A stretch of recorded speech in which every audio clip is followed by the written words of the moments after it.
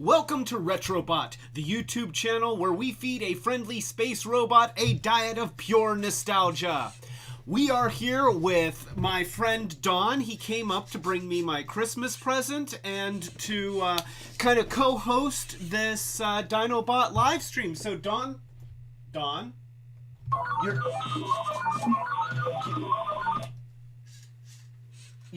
you're not Don. Retrobot, what are you sure?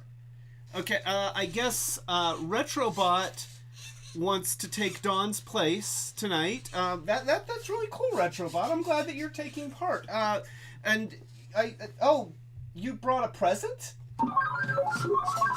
Oh, okay. Well, here thank you. I see that you're using your own robotic tendencies and tastes towards the wrapping with the aluminum foil. That's very nice. And I also appreciate that I won't have to use a crowbar to get this open. So can I open it now? Oh, okay. All right. Well, let's go ahead and I don't want to rip the paper. I mean, I might want to, you know, reheat a dinner in it or something.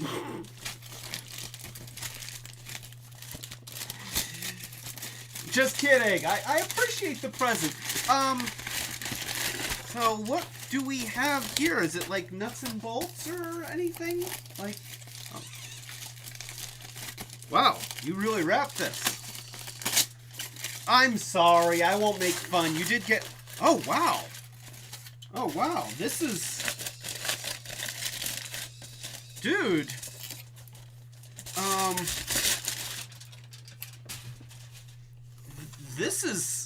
this is kind of amazing. Whoa, I didn't know, I mean, I didn't even know you had money. How do you have money? You hacked my credit card, didn't you? Well, thank you, Retrobot.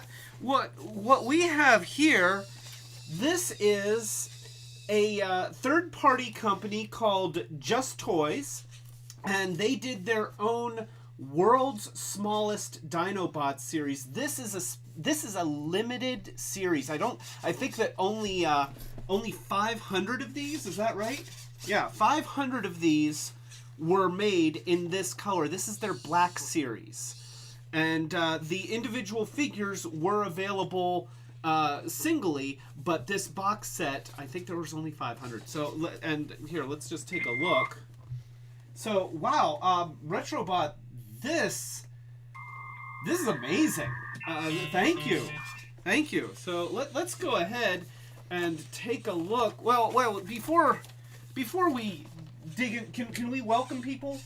Okay, let's welcome people and get, because yeah, wow, I'm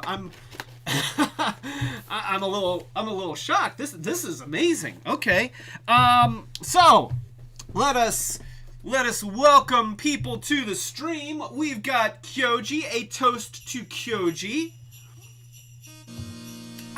The man, the myth, the legend. Machiavellic, thank you so much for joining us. Setsune, a toast to Setsune, and a toast, wait, I didn't toast Machiavellic, a toast to Machiavellic. A toast to Setsune. Ooh. A toast to Brick. Brick, I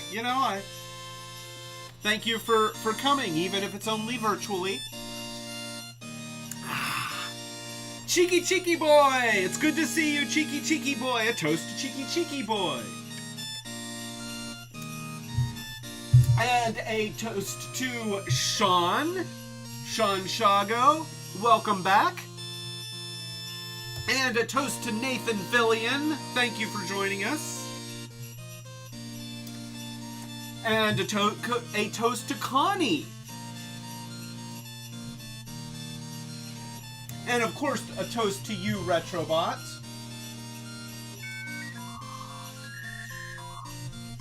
and my lovely producer and wife, Monica. The biggest toast to you. Oh.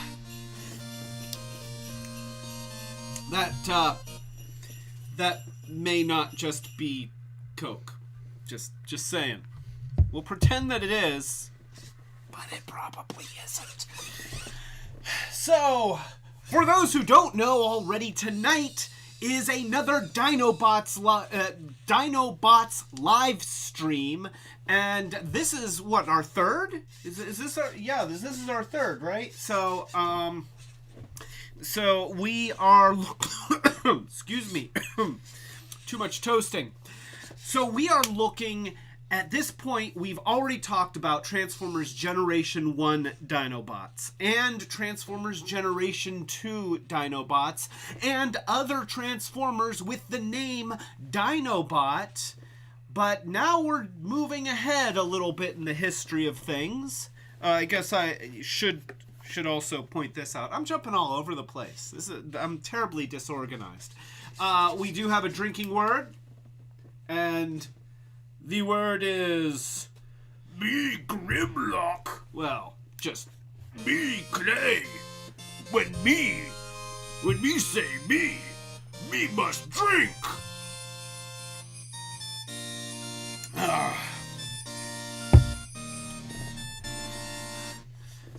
All right, so as I was saying, we're talking about Dinobots.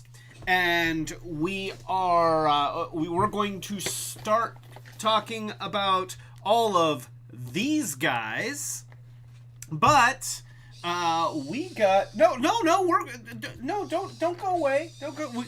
I want to show off your present.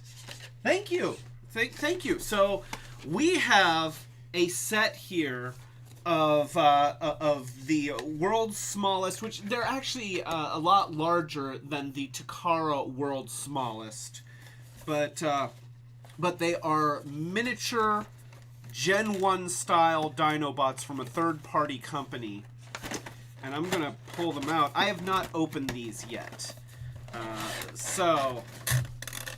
oh, and there's let's see. We've got, wow, there are sticker sheets and weapons, and I think I'm going to leave that alone for right now, because I'm not sure that I would want to put the stickers on these. I kind of like them the way that they are. Oh, a toast to Christopher Remley. Welcome to the live stream, Chris.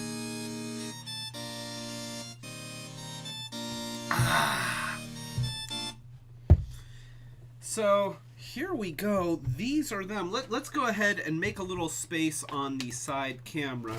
You know, we've got Grimlocks all over the place. Me Grimlock love being on camera. And I know I have to drink, but you know, that's part of the fun. Let's move these guys. See, these guys are pretty small, but they're not like these. Oh, look at that. Look at that set. That's it's so shiny. So as I mentioned, this is their Black Series limited run, and they look brand new. Now this has been opened before, but not by me actually. So this is the first time. Let's go ahead and take Swoop out. He is tiny. He is so tiny and so shiny. Oh my gosh, that's so cool. He looks great. Let me see if I can get him in focus. 2D. Oh, so actually,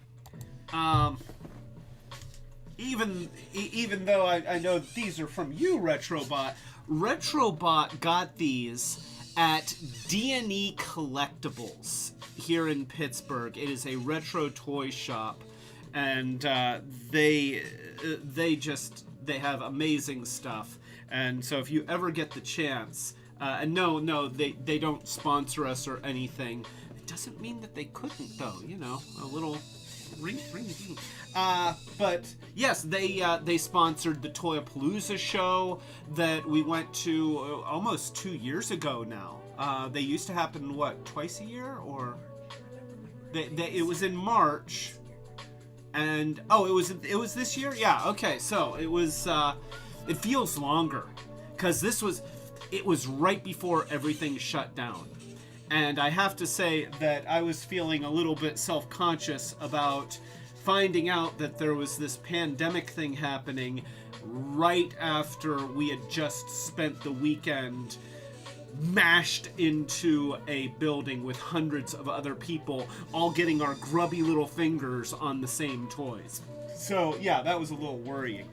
But so anyway, we've got Swoop here, and he looks great. He looks just like the original Gen 1, except much, much smaller.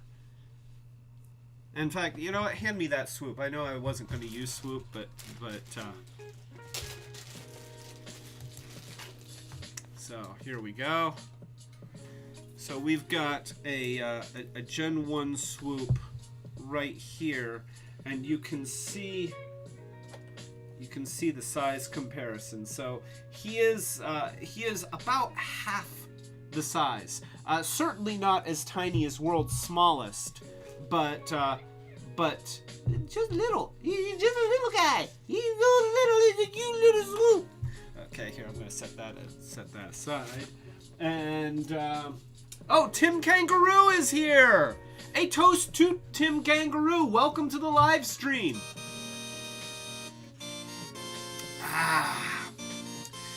Did you want some of this, Retro? No? Okay. Just checking. I mean, you know, it's black like motor oil. Who knows? He might.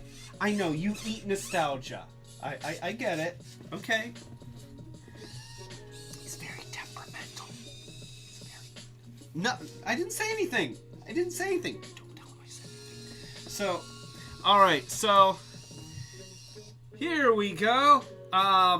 So we've got Swoop here. I'm going to transform him very, very carefully.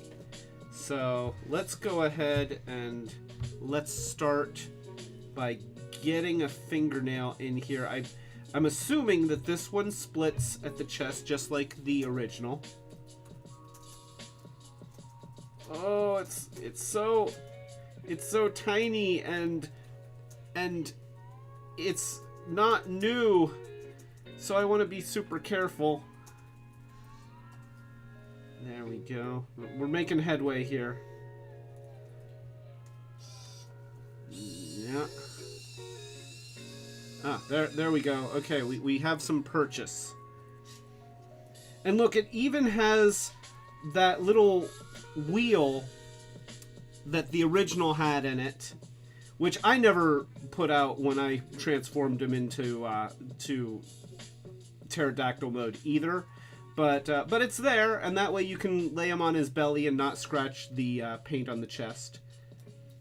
There we go. All right, so we have that, and now we'll pull out the arms and extend it. There we go, and pull out these arms and extend them. Extend it. Here we go. Come on, you can do it. I don't want to pull too hard. There we go. So there we have two arms that are pulled out. We have a chest that is expanded. Now we'll bend down the head and expose the robot face. There we go. Ooh, his face looks great. Look at that. And then we take the legs around from the back.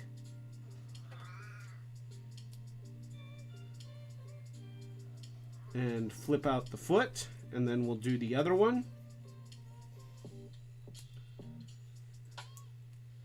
And then flip out the foot. There we go. And then we can fold back the wings.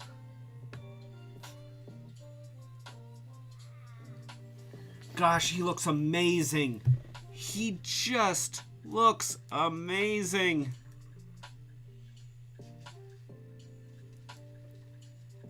That is so cool. Love the colors. He's actually in Nemesis Prime colors. It's like, okay, if you wanted an evil tiny version of the Dinobots, then that's what this is. It's Nemesis Swoop. You don't care. Retrobot doesn't care. You know, the jokes aren't going to get any better for the rest of the night, buddy. So, wise guy. Wise guy. So here we have Swoop in his robot mode. Looks fantastic. Oh my gosh. That is gorgeous. The tolerances are really nice on these guys too. This is a very high quality toy. You know, it's light. It's tiny. I mean, what do you expect? It's you know, but the joints are all nice and tight. He's not floppy, and I love the black, silver, gold, and teal. It works for Nemesis Prime. It works for Swoop. You know, this is just, oh, that's so good. It is just so good. Oh my gosh, this is cool. Thank you, Retrobot. This is cool.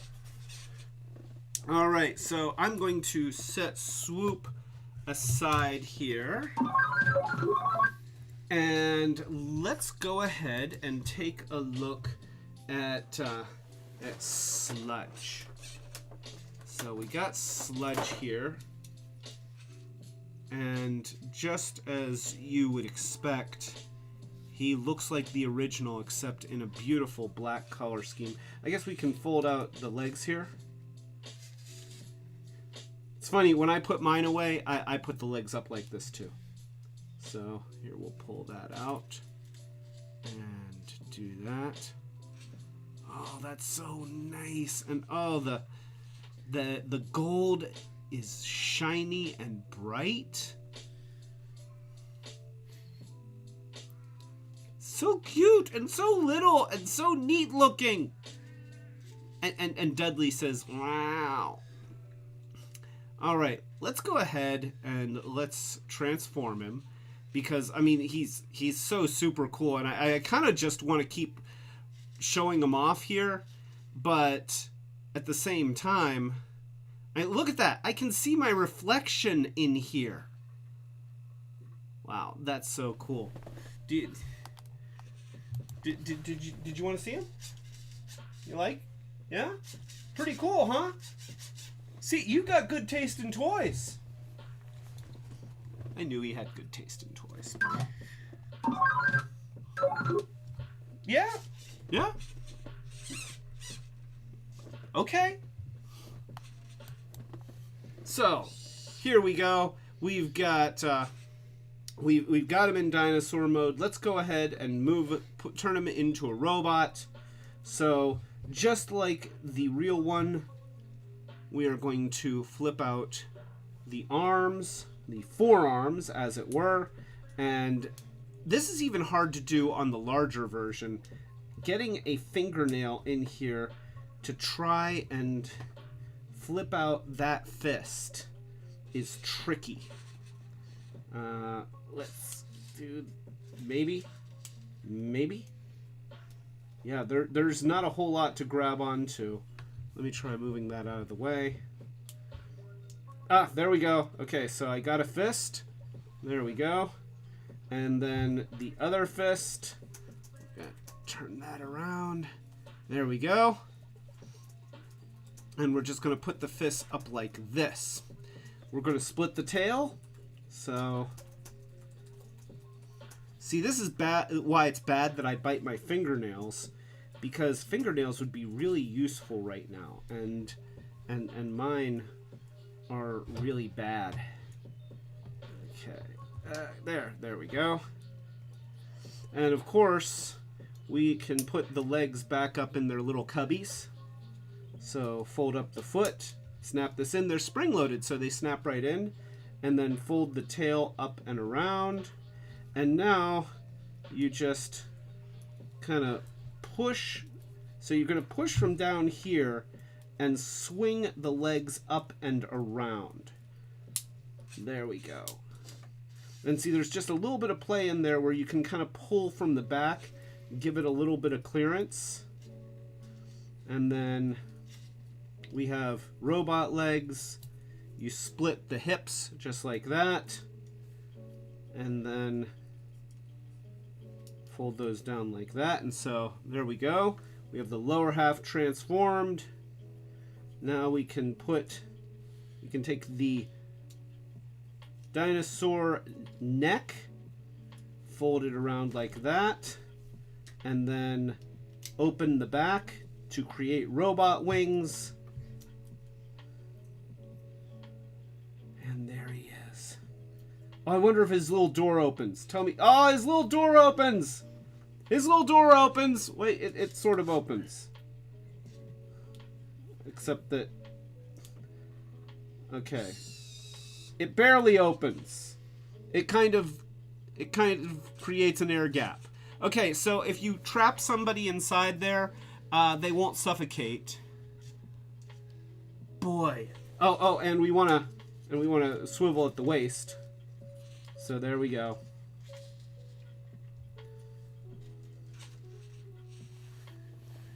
Gosh, he looks great.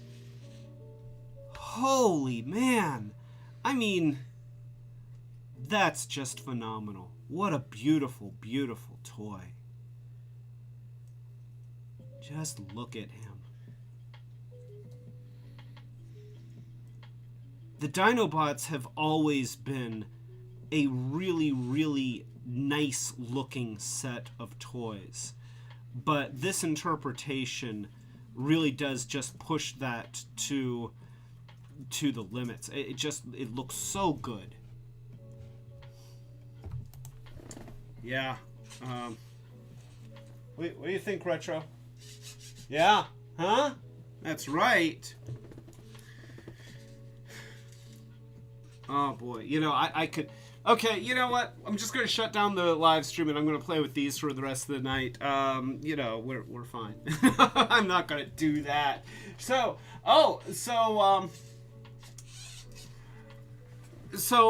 by the way, I just wanted to shout out to TrotCon But Snowy, which is going on right now. A toast to our friends at TrotCon. You may notice that some of our regulars here are busy doing their internet stuff there. It is a virtual convention, and you know, that's one. Normally we are at TrotCon because Monica is amazingly talented and everybody loves her. So yeah, it is going on right now. It is online, and it is called TrotCon But Snowy. And so hope that they're doing really well. I hope that this is successful for them, and I hope that people are having a lot of fun. Machiavellic wants to know what everyone's favorite dinosaur is. Well, let's see. My favorite dinosaur. Ooh, gosh. I mean, when I was a kid, it obviously was the Tyrannosaurus Rex, because, of course, it's the Tyrannosaurus Rex. Monica's is the Plesiosaurus. And Retrobot, what is your favorite dinosaur? Oh, you gotta think about it? Okay, well, I'll get back to you. Yeah, we'll figure out what Retrobot's favorite dinosaur is. I think that these days, you know, I still love the T-Rex. I still love the T-Rex. For me, it's going to be a T-Rex. And you like the T-Rex too? Yeah. Oh yeah. He likes it. See, this guy has good taste in dinosaurs. So I'm sorry, I won't touch. That stranger danger. Put him in front of a camera and he just thinks he's a diva. So anyway, where are you going? we are looking at, you know, whatever, dude. Just make sure you get your fill. Okay, so Sludge looks fantastic. I am going to set him aside. And let's go ahead. I think that we need to take a look at Slag. Slag. Brick, Slag was always your favorite Dinobot, wasn't it? I mean, you know, maybe second to Grimlock, because everybody loved Grimlock. But look at that. I mean, that is just, it's just an amazing toy. An amazing likeness of the original. Gleaming and shiny.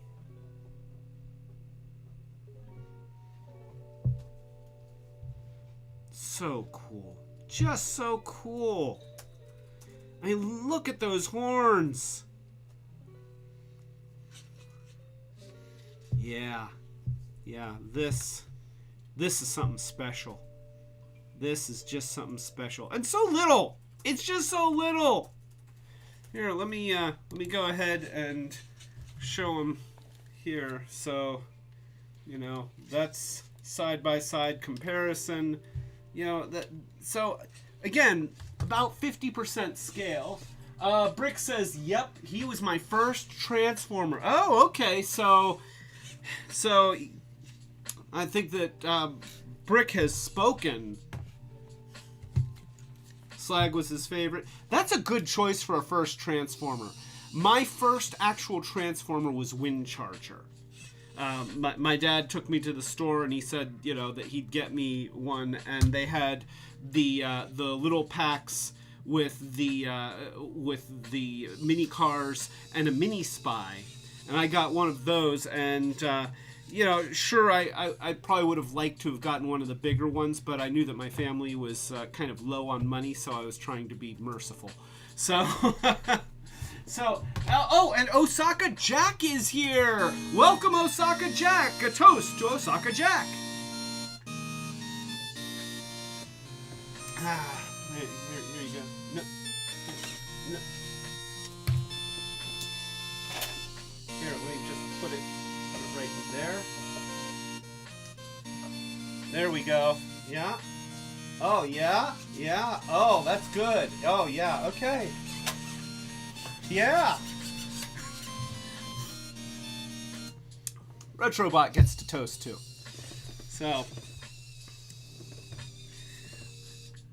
So here we go. This is Slag. These days they're calling him Slug. But you know, it's hard for me to call him Slug. Yeah, I've been calling him Slag for 35 plus years. I'm not sure that I'm ever going to be able to change to just automatically calling him Slug. But either one is a good name. There's nothing wrong with the name Slug. But I just know him as Slag, and I know that it's a nasty name for something, I think, in England. And I don't even know what, and I'm glad that I don't know, because you know what, racial slurs or whatever derogatory terms are bad things, so I'd rather not know them. But I'm only using it to refer to this character. And so let's see. Oh, Joy is here. Joy, a toast to Joy.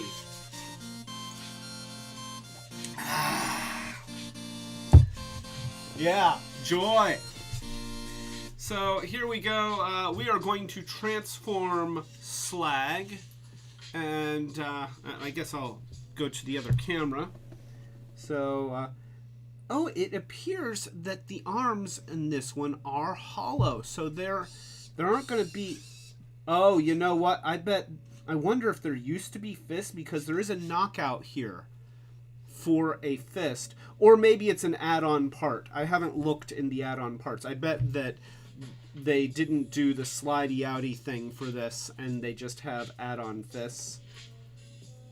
But so we'll just ignore that, and we are going to bend the back legs of the dinosaur in like this, just to kind of tuck them out of the way. And then we're going to rotate the lower legs very, very carefully, because I really, really don't want anything to happen to this guy. You know what? Let me do this. I'm going to separate. I'm going to pull at the hips here, the dinosaur hips, and I'm just going to work these things apart a little bit. There we go. I felt it move, and there we go. I got that one to move.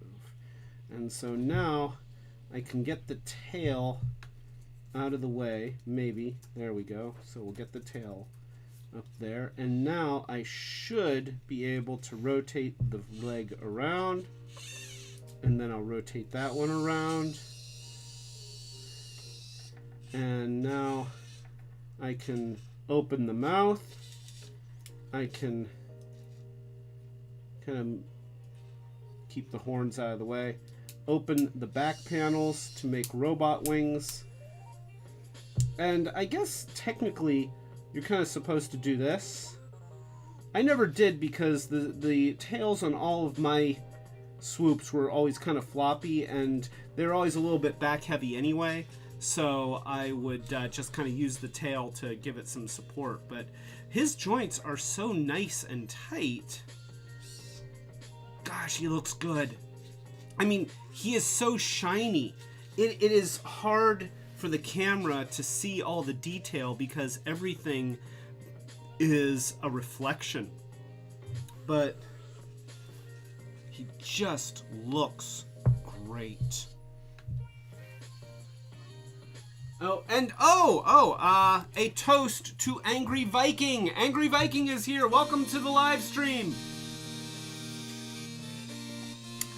Thank you for joining us. We are talking about Dinobots tonight, and I am showing off a set of third-party miniature versions of the Gen 1 Dinobots that we just got at D&E Collectibles here in Pittsburgh. From Retrobot. Yeah, Retrobot gave them to me as a present. Thank you, buddy. Let's see.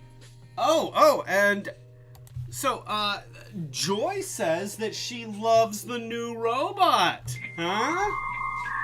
Yeah. So, there you go. Yeah, Retrobot, you know, this is who we've been feeding all this time, and he's finally feeling good enough to join us on a live stream. So yeah, take a bow, Retrobot. He doesn't actually have a waist joint to be able to. He can. Sorry, I didn't think you needed to be able to bow. I didn't know. You can bow with your head. Yo, give it a good flourish. Yeah, there you go. So, all right. So anyway, yeah, that's Retrobot. Thank you, Joy. Retrobot is quite dapper. So here we go. This, once again, is Slag in his robot mode, looking great from every angle. Such a nice set. I mean, really just a profoundly nice set. Gorgeous detail, so shiny. These guys are gems. So that is Slag. And Pop the Trunk Toys is here. Oh, I don't think that we've seen you here before. So welcome to Retrobot. I'm glad that you dropped in. A toast to Pop the Trunk Toys. I like that name, Pop the Trunk Toys. Yeah. So I hope that you have a good time, and I hope that we see you back. So here we go. We still have Snarl to look at. And Snarl, of course, looks fantastic. I mean, The gold really, really pops on this one. You know, the gold and black, I mean, this is way better than jewelry. Because, you know, jewelry just kind of hangs on you. But this turns into a robot and fights for truth and justice, or just, you know, fights because they like to fight. But whatever the case, just look at that. This guy is gorgeous. Absolutely beautiful. Every one of these characters has been absolutely beautiful.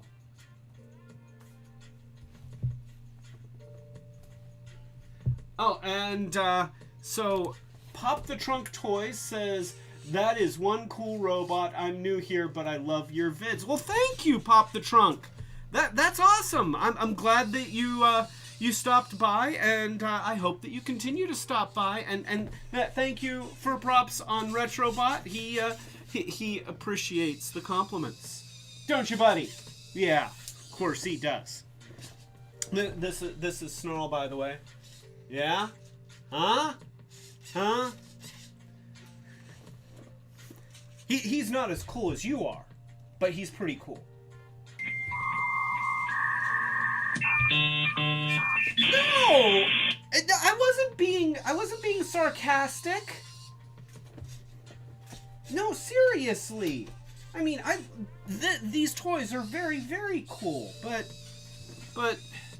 I mean, this one doesn't walk and talk and perform on camera, but you do. So, you know, that's the difference. He's still super cool, but you're tops. You're my favorite robot, absolutely. And that's okay.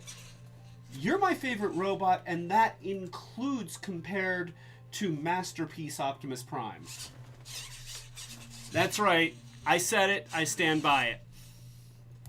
So, there we go. That is Snarl. We need to turn him into a robot. And so, we're going to do this. We're going to pull the legs back, and we're going to just bend at the knee. And once again, we don't have the slide. You know, I'm pretty sure that there are fists in here. In fact, let's just look. And I think that I even see. Let's see. I was not wanting to risk losing any pieces here, but let's just pull out some of these, see what's included.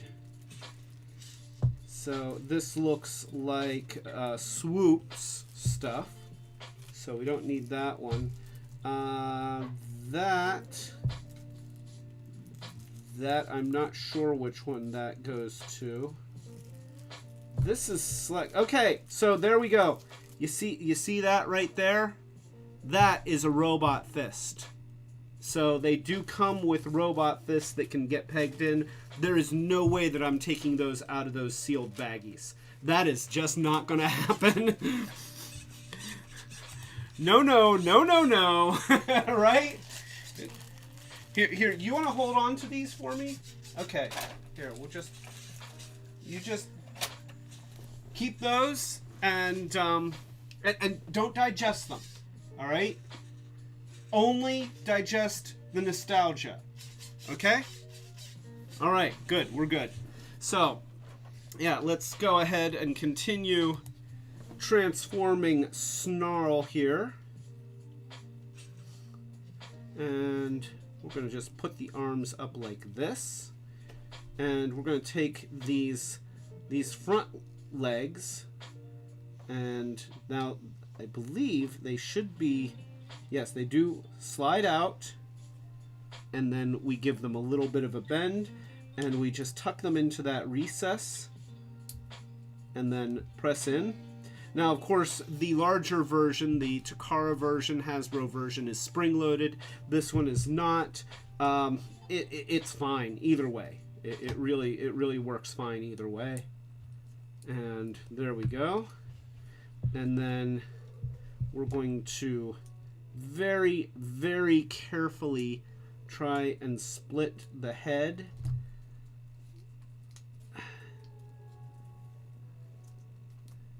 Okay, so I can't get my fingernails in there, so I'm going to use my X-Acto blade to just kind of get in there. There we go.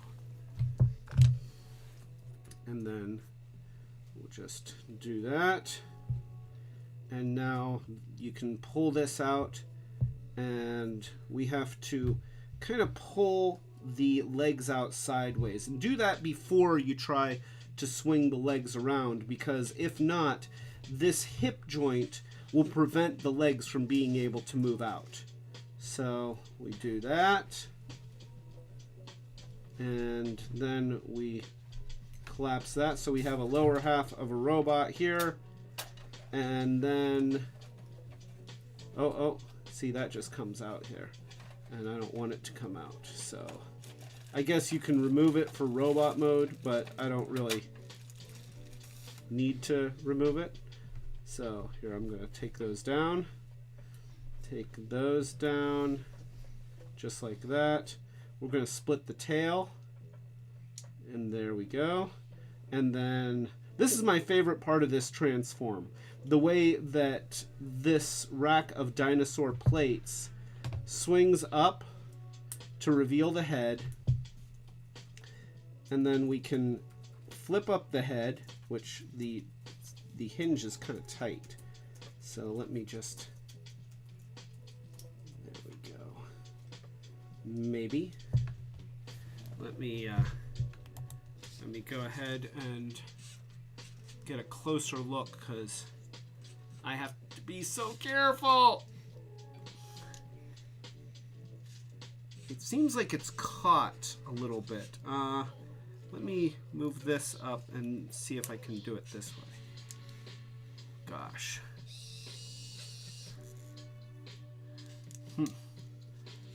So here, I'm going to show you what I'm encountering. If you look, the robot head ears, you know, the details on top of his head keep kind of catching on the insides of this hinge, and I need to try and get it past there, but I don't want to force it, and it's really a tight tolerance. There we go, just a little bit of leverage there, little gentle leverage, and that gets it to clear. And now I can move this around there, and I can flip the head up the rest of the way. And now I love the way that this flips against the back and makes for a really nice back. And then there we go. That is Snarl in robot mode, and he looks terrific. Once again, just a beautiful toy.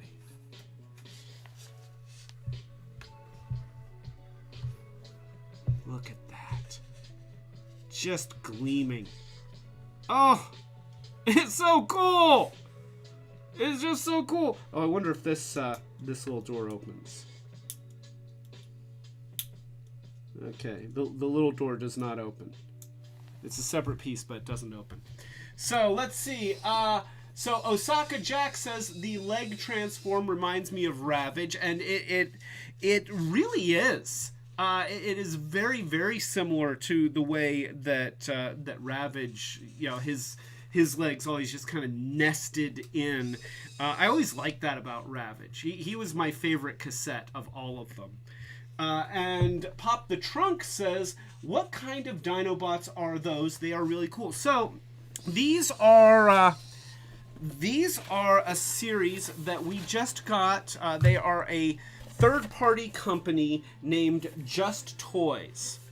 And this was a box set that they did in limited numbers, and we just happened to stumble across it at D&E Collectibles here in Pittsburgh. And this is their world's smallest Transformers. That's what the WST stands for. Although, obviously, these are much larger than the Takara versions of world's smallest Transformers. But but this is their black series. It is a whole series, you know, like a whole set of all 5 of the original Gen 1 Dinobots, and except done with really cool black and teal, gold and silver paint motifs. And just really nice. So that is what those are. And so let's go ahead, and this is the one we've all been waiting for. And oh, he even feels heavier than the others, which is funny. Normally Snarl is the heaviest one of the group, but this Grimlock is great. And oh, once again, I know I just keep going, oh my gosh, it's so beautiful, but it is.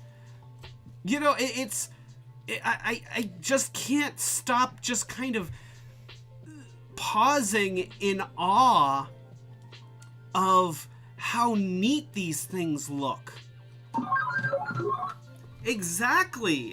Thank you, Retrobot. And by the way, that is a very impressive haiku. So, yeah, he's a poet, by the way. So, it is hard not to just gush over the beauty and the quality of these little toys. His mouth opens. That's important. Beast Transformers should have mouths that open, but especially Grimlock.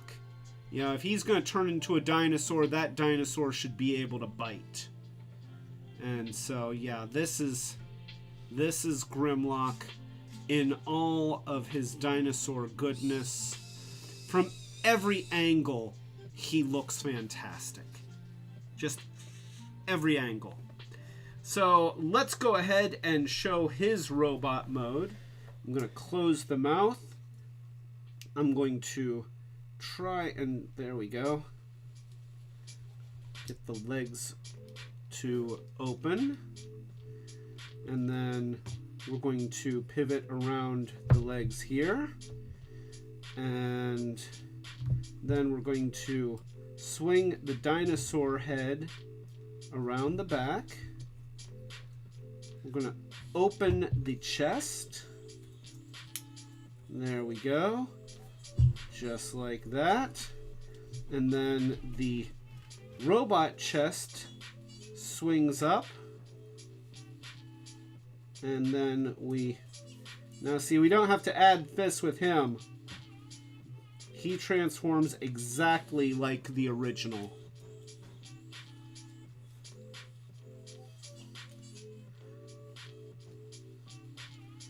There we go. Wait, get that to, there we go.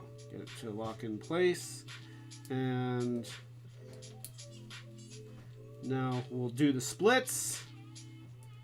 And I think that there's another joint right in here. Yes. It's very similar to to Sludge in the way that his hips transform. Which I prefer this kind of a motion as opposed to just having a cylinder that they slide in and out on. This feels a lot more definitive, and it's not as kind of janky.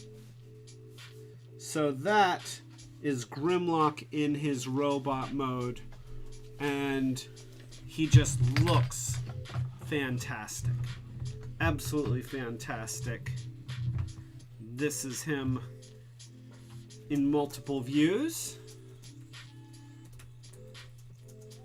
There he is. Looks so good. It looks so good. Oh, it's beautiful. Just beautiful. And I think that did Retrobot, did you want to see something, buddy? Oh, okay. So Osaka Jack says, can you imagine the disappointment if a T-Rex toy's mouth didn't open? And you know what? We talked about this.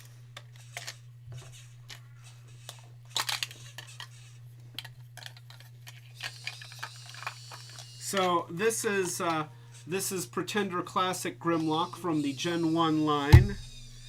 kind of the red-headed stepchild of Grimlock's history. And we will turn him into what's sort of supposed to be a dinosaur. And yeah, there you go. No low open no. It no open no. No good. No good. It no open. So now here's what I want to know. Can I put world's smallest Grimlock into Grimlock's Pretender shell? Can we do it? Can we do it? So, here, we'll show the side camera. Okay, that looks promising. Let's kind of get the arms out of the way because I really don't want to accidentally break those. But so far, so good. There it is. There it is. World's smallest Grimlock fits inside his Pretender Classic shell. So anytime that Grimlock wants to look like a fat white guy, then he can do it. Yeah.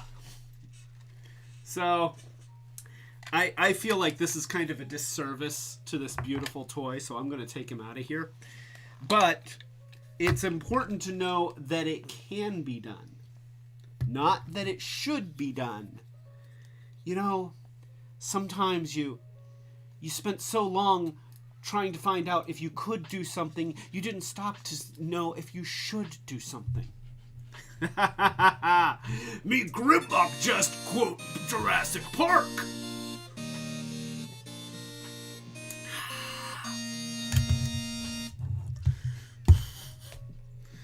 So, there we go. So that is Grimlock. Just a fantastic set. Absolutely fantastic. That was kind of a surprise when we first saw it. We actually saw that set a week ago. And, you know, it was a little pricey. And I was like, no, you know, maybe on next month's budget if it's still there, knowing that it probably wouldn't be. But then Retrobot decided to go and buy it for me. You sweet guy, thank you. So yeah, that is the world's smallest Dinobots from Just Toys. And by the way, now the Black Series is the one that's really limited, but they did do regular Gen 1 colored versions that are out in the wild, and I don't know how expensive they are. I want to say that they're, around $30 a piece, something like that. So, you know, a bit pricey, but, you know, if you... I spent $30 today at Taco Bell. So, as long as you're willing to forego 2 meals at Taco Bell to get yourself some really nicely done miniature versions of Dinobots, then, I mean, ramen noodles is pretty cheap. And so, you know, ramen noodles instead of your Taco Bell, and you're good. You got stuff. Yep. Yeah. Okay, so that is the Just Toys World's Smallest version, but let's kind of cycle back a little bit, and we're going to go back to the days right after the Beast Wars era. Well, the whole Beast era. I'm going to call it Beast era because there was, of course, Beast Wars and Transmetals, and then Beast Machines and that whole series. And then after the Beast era was over, and I think that by the end of Beast Machines, they had milked that cow as dry as it was gonna go. And obviously by the time that you got to the Beast Machines toys, things were getting weird, and they really needed to refocus. So they did car robots, which in America was called Robots in Disguise. And that was actually kind of it was the line that sort of wasn't. Yes, it existed, it had a show, but it was really just filler to get to the next line where they really started doing what they wanted to do. And that was to return to their roots and start doing primarily robots that turn into vehicles and other machines. And they knew, this was before the whole nostalgia craze had really kicked in, but they were aware at this point that there were adult fans who had been fans when they were younger. Now they were in their 20s-ish, and that were still interested in these things. So they started doing homages, and also they were running into issues where they would start to try and use some of their trademark names and find that they had lost the trademark.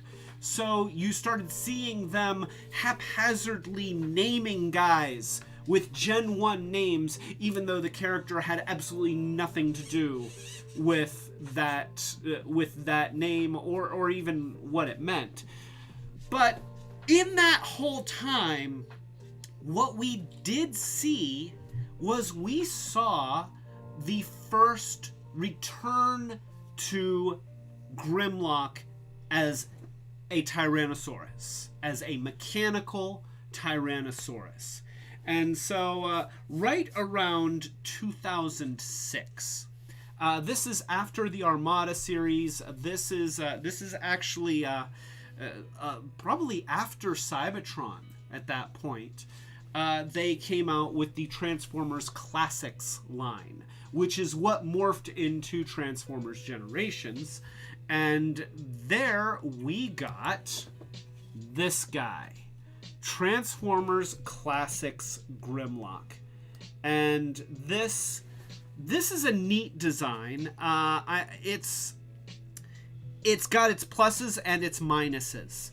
For one thing, what they've done here is they've reimagined Grimlock, and that was something that they did during the Classics line. They decided to take these Gen 1 characters and reimagine what they would be done in modern toys. And in some ways, in some places, it was really cool. In some ways, it was a little lacking. But this is one that has some really, really interesting design choices, some of which are very good. Now, for one thing, you do have firing weapons, and so let's just go ahead and let's see how well this works. I'm going to get another toy here to test this out with, and so let me just grab one completely at random here. Oh, look! I've got Gen 1 Wheelie! Wheelie does not want to be shot! Shut up, Wheelie. So, here we go. We'll just set Wheelie here. And there we go. And now just don't move, Wheelie. Oh, yeah. That's a shame that just happened. And, oh, wait. Grimlock's mouth opens. So, that means that he can do stuff like that.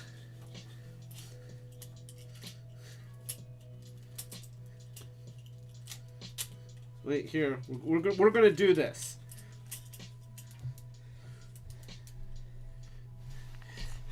Wheelie's life is rough. He gets bit in the crotch. I know that doesn't really rhyme, but the point is it's about the truth. Yeah. So, yeah. Oh, he did that too. So, okay. So, Classics Grimlock, for one thing, he is not a tail dragger. By this point, the historians have figured out that T-Rexes did not drag their tails. See, back in the 80s, I was always taught, and I was shown T-Rexes up on their hind legs with their tails on the ground, and it wasn't until the late 90s that we started hearing, oh no, they didn't drag their tails. They were, you know, more like, well, this. So he's got excellent joints, and that's one thing that I love about this design. He's got really, really nice joints, and he's very posable in his T-Rex mode. He has ball joints here, and not that you do a whole lot with the arms in T-Rex mode anyway, but you can move them out into different positions. They have this little piece right here just to hold the weapon, which is awesome. And you can take it off and you can kind of fold it out of the way. But, you know, that was just a nice design touch so that this isn't just kind of hanging out in the middle of nowhere. It actually has a place to go. And it can be used to shoot wheelie, which is always useful. Actually, I'm going to set this missile aside so that I don't lose it. So, he's also got this tail. And this tail, I love this tail. Look at that. That is fantastic. We've never gotten a Dinobot with an articulated tail before, but that is beautiful. It's just, I mean, come on. That is cool. That is really cool.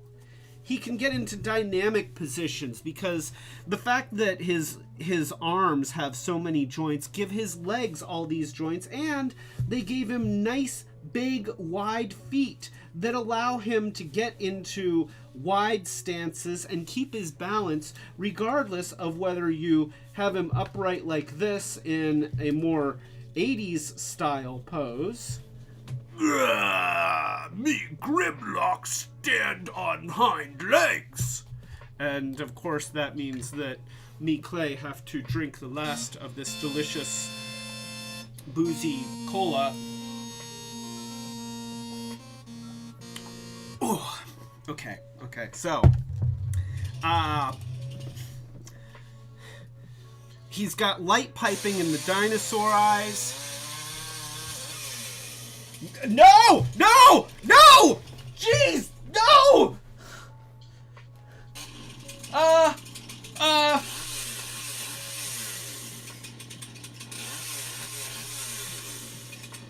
Hi, Ashy Slashy. So, it's nice to have you here, Ashy Slashy. So where's Retrobot? Huh? You guys just kind of disappeared, and you're here now. So I guess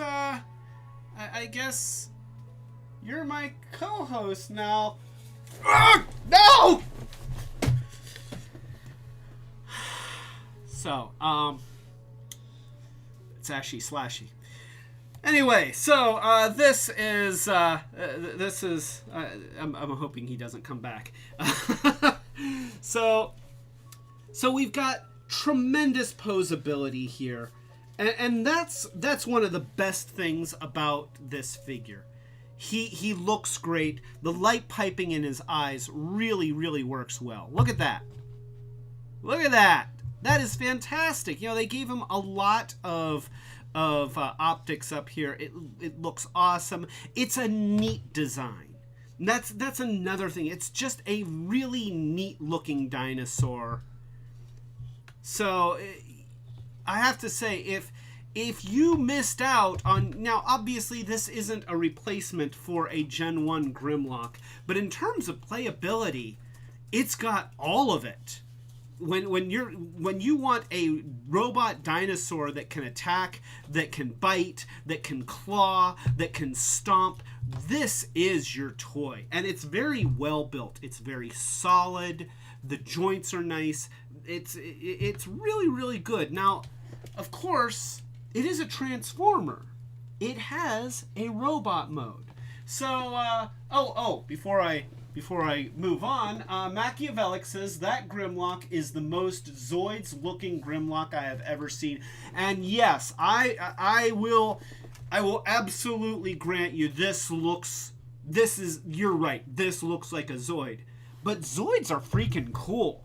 I don't mind if Grimlock looks like a Zoid because I love Zoids.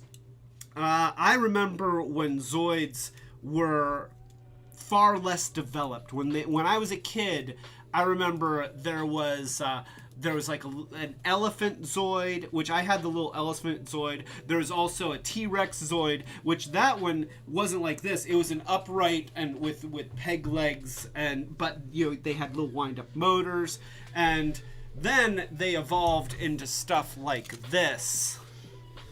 And yeah, obviously that there is some similarity here. But, if you are going to steal some design influences from another toy, might as well make it one that kicks ass. That's all I'm saying. And let's see. Chad is talking about Wheelie and the Chopper Bunch. Do you remember that abomination? Wheelie and the Chopper... Was that a Hanna-Barbera cartoon? Wow. I remember that existed. I cannot even... I don't think I ever even watched an episode. But I particularly like the Chopper motorcycle that has the knit cap. It reminds me of that character from Fat Albert that had the cap over his eyes. Mushmouth? I think his name was Mushmouth. But yeah. Oh gosh, Wheelie and the Chopper Bunch. Woo! Well,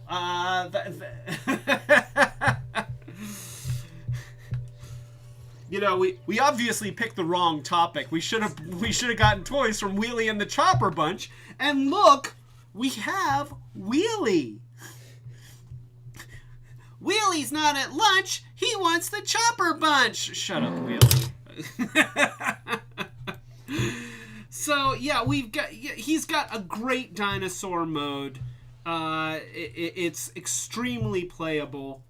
But it is a Transformer, and we are going to transform it in just a second. Angry Viking is here, and Grayscale is here. So I guess I need wait here.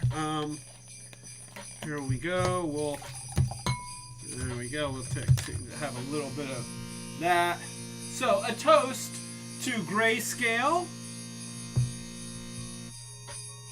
And I already knew that Angry Viking was here because I was already talking to him. The problem with having alcoholic beverages on these live streams is that they make me stupider.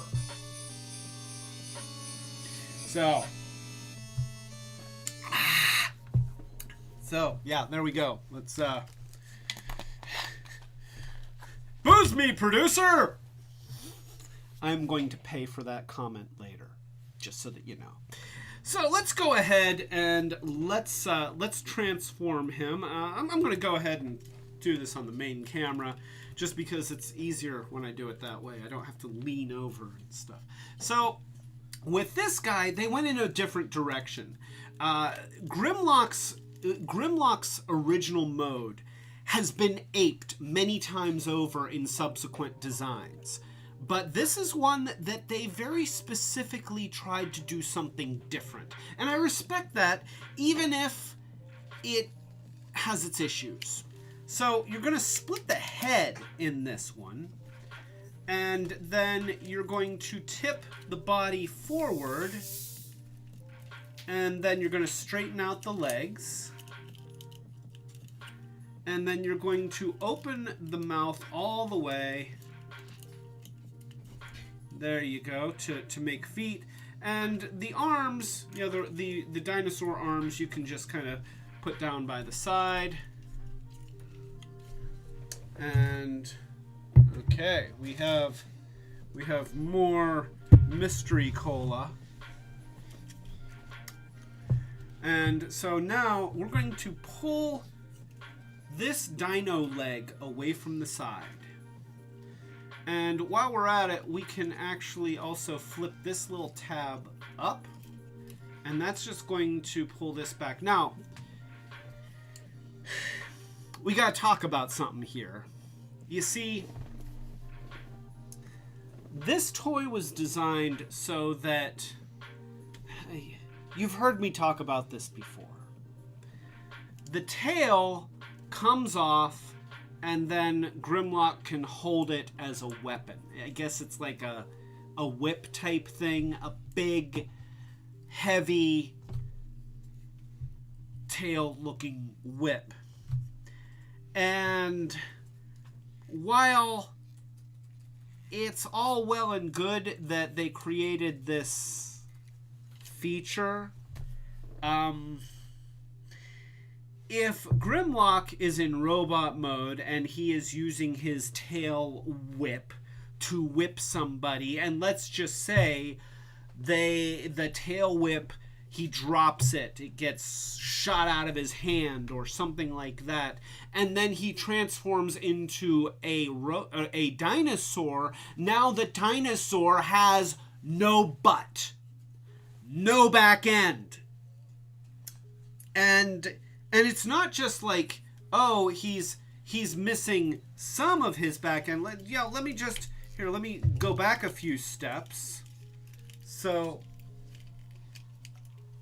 I don't know what those hand gestures mean. Switch cameras? Oh, okay. So here, let me go ahead and show this on the side view. So, here, let me just show you where we're at here. If he were in his dinosaur mode and this tail weren't here, then he would just have a Grimlock head. He wouldn't even have a butt. There would be no butt. There would just be dinosaur. And that to me is just not okay. Oh, you're back. Did you plan that, or you? Thank you. You know that Ashy Slashy is a serial killer, right? Okay, so let's see. Oh, Colini is here, and Mason Fur is here. So a toast to Colini. And a toast to Mason Fur. Welcome to the live stream. And by the way, Retrobot is co-hosting with us. Say hi, Retrobot. So yeah, we got Retrobot here, and we're talking about Dinobots, because yeah, we're talking about Dinobots. So, yeah, I do not like when designers of beast Transformers just take the tail and say, oh, the tail comes off, now it's a weapon. Oh, the tail comes off, now it's a gun. Tail comes off, now it's a sword. Tail comes off, now it's a whip. That's a cheat. I'm sorry, it's a cheat. Even for a beautifully designed tail like this, that has all of these cool joints, which I love, deal with the tail. And in this case, what they did was they had the tail on this little hinged piece right here. And it just kind of plugs in. And if you don't take the tail off, it just folds against the robot's back. So I glued mine on, and if Grimlock wants to whip somebody with his tail, he will do it from dino mode. Because of course he would. He's already got a gun sword that fires missiles and destroys wheelie. He doesn't need another melee weapon. So yeah, I just glued on my tail, and that's what I did, and I stand by it. I'd do it again. And so, anyway, going back to where we were before, I had pulled out the legs and straightened them out, and you open the mouth all the way to make the feet, which is a little bit weird. And then you have this thing around his waist. It's sort of a waistcoat, except it comes around from the back. And you just fold these flaps back and get them out of the way. And now so you have to have the head turned like this. You take this leg, and this is really cool. This is creative and unique and distinctive, and I really like this. You pivot around. Oh, let's make sure at the waist there. We pivot this around like that, and that puts the dinosaur leg on the other side here. Now you're able to take this leg, it's on this double joint, and you're able to put it around to the side here. Take this little thing, remember that? It was sticking up so that it could hold the sword. Now this can fold back out of the way, or you can even just put it back that far, and that'll give you a little bit more room to put that tail that I refused to take off. And now you take this arm, and it's also on a double joint, except it's coming around from the front, and that closes around the side. And now we take these little flaps around the head, fold them down. Oh, I'm sorry. Is it all right? Okay, just checking. Did you want to see him? Yeah. He's not quite there yet. I'll show you when he's done. So, and then you have these dino leg arms, which really all you have to do is fold the foot down and then fold this back, and that exposes the robot fist. And you can do the same thing on the other side, and now you can put the arms into whatever position that you want, and you can give him his gun sword, and he can either hold it like a sword or he can hold it like a gun. So really, a lot of thought went into this. A lot of thought. So that's him. Yeah. Let's go ahead and show him on the other camera. And that is his robot mode.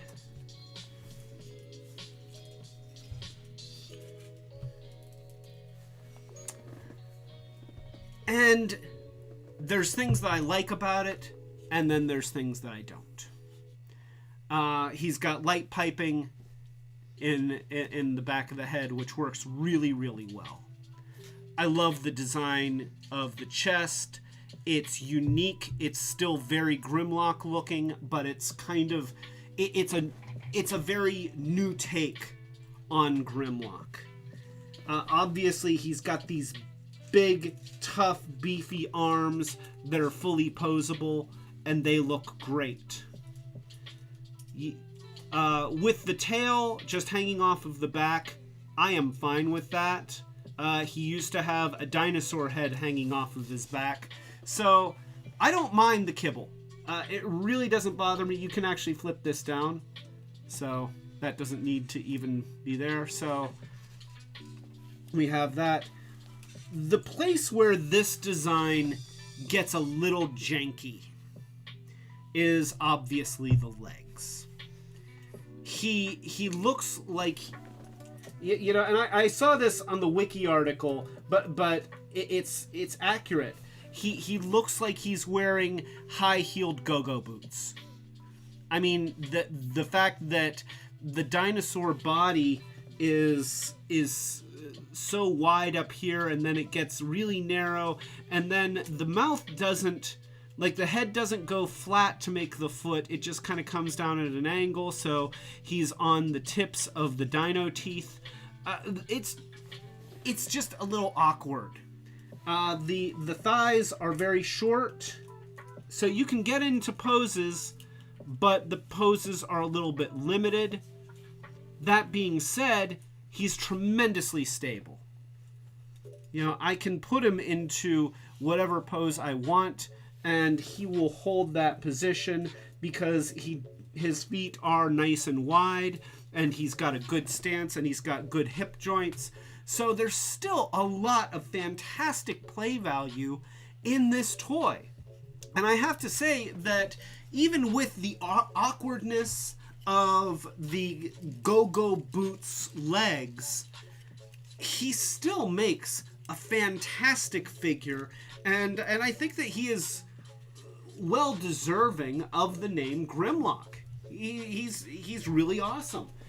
So Grayscale says Retrobot has to be related to Johnny 5. Johnny 5 was created here on Earth and then brought to life by a bolt of lightning.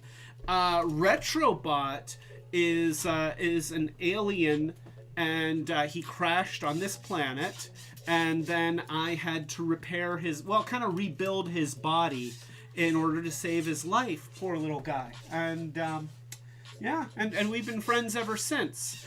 Now, that being said, since I watched Short Circuit like a million times when I was a kid, there may have been some design influences from Johnny 5. So, yeah, I would say a spiritual successor. Tell Retrobot he sees a turtle in the desert. He's flipped over and his belly is baking in the sun. Ask what he does. Well, it's okay. It's okay. It's not real. It's not real. You can turn the turtle over. It's okay. It's okay.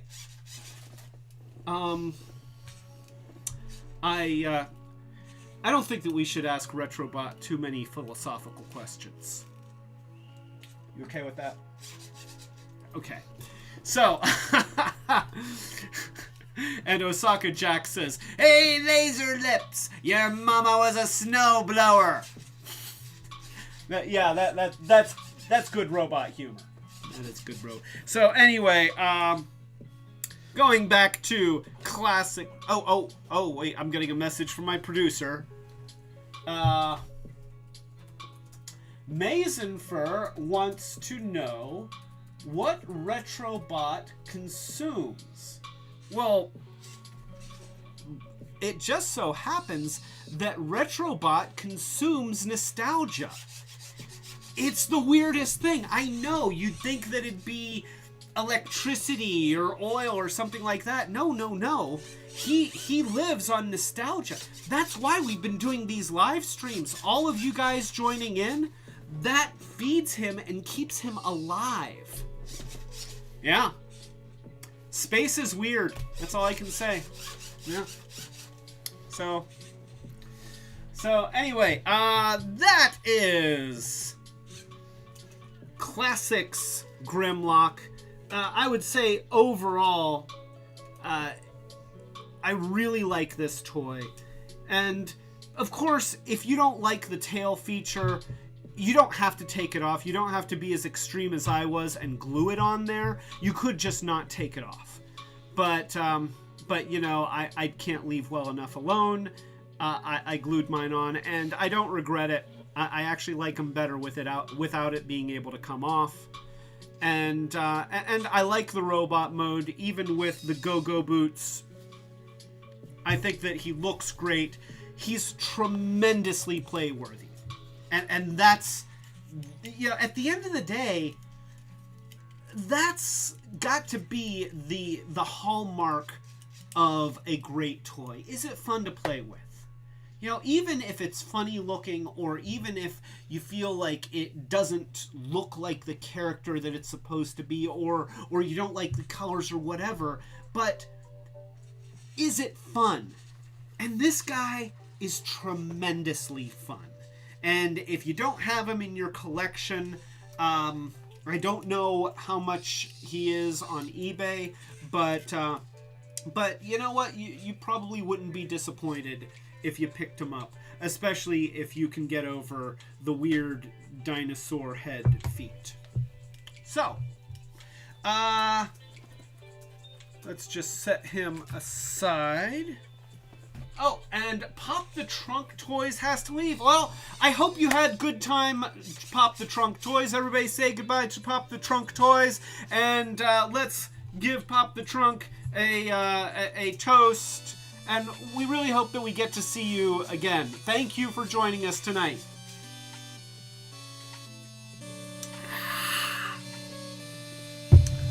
Ooh, that's got some love in it. That definitely has some love in it. So 2006 was a big year for Grimlock and for Dinobots, because we didn't just get the classics version. We also got the titanium version. Now, this was inspired by the Dreamwave Productions War Within comic, where he is depicted before he had a dinosaur transform. So let's take a look at that.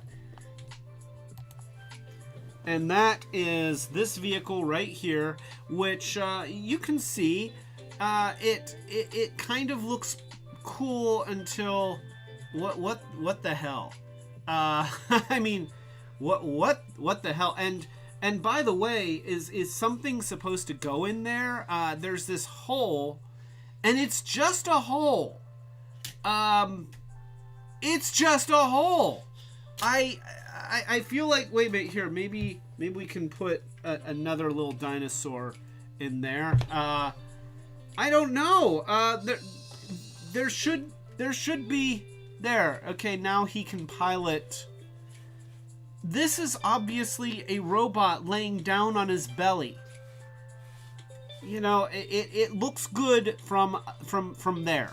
Okay, from that angle, it looks okay. But here, wait. Let me see what Retrobot. What do you think of that? Is that no? Yeah. Okay. Yeah. The titanium line was rough. If I remember correctly, they outsourced the titanium line to Galoob.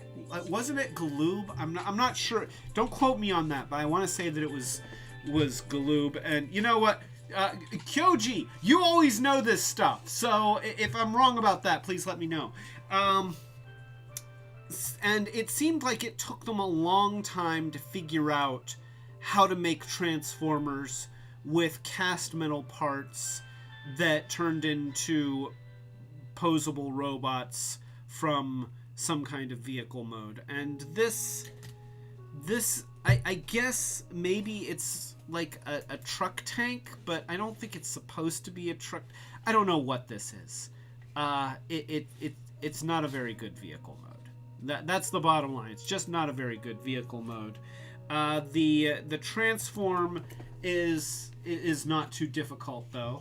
So we're going to open up the turret, and it's completely hollow inside. So I don't know what that hole is for. It seems like they could have just plugged the hole and it would have been the same, but they did not. Maybe it was intended to have something else and it just didn't. The legs pull out a little tiny bit. Just a little bit. And then you pull them apart, and then you split the feet, and they do that. Kyoji says at that time Hasbro actually owned Galoob. Oh, okay. I didn't realize that they owned Galoob. I thought that Galoob was still a separate entity, and there was a licensing deal, but that does make more sense. So thank you, Kyoji. Yeah, the feet do this. So he has kind of a, once again, he's wearing heels, but these are more platform heels, which makes it better. Also, you said don't quote me. Oh, I said don't quote me on that. Me Grimlock have to drink booze.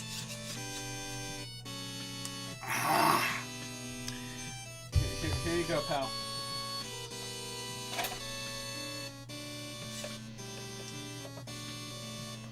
Oh, yeah. Oh, yeah, there we go. Not too much. Not too much. All right. So, we have the legs like that. They pull out like that. We're going to then take the front turrets and we're going to rotate them forward a little, and we're going to flip out the arms. And see, there are these little panels here, and they just open. They don't really go anywhere. They just open. And we can open this one and flip out the arm. And then this piece is kind of loosey-goosey, but it comes down like that. And now we've got... Boy, that joint is weird. That kind of concerns me. And then this part just plugs into the back. And now you've got a Grimlock that looks like his War Within incarnation. And the robot mode looks decent. Let's go ahead and show it on the other camera. So he looks good in his robot mode. I wish that there was shoulder joints, but honestly, they had so many problems just being able to pull off a Transformer. Getting shoulder joints and things like that is really more than you're going to get from the Titanium series. So let's go ahead and pose them like that. We'll adjust the camera just a little bit. And let me adjust the light a little bit too. He seems like he has a little bit of a shadow on him. So there we go. There. This is one of the better looking Titanium robots. He's I like the colors. He's got hip joints, he's got knee joints, he's got elbows, his wrists rotate, you can rotate the head. So he's got posability. It's just the shoulder joint that keeps his arms from being able to move into dynamic poses. And that doesn't destroy this toy, but that transform is a little rough.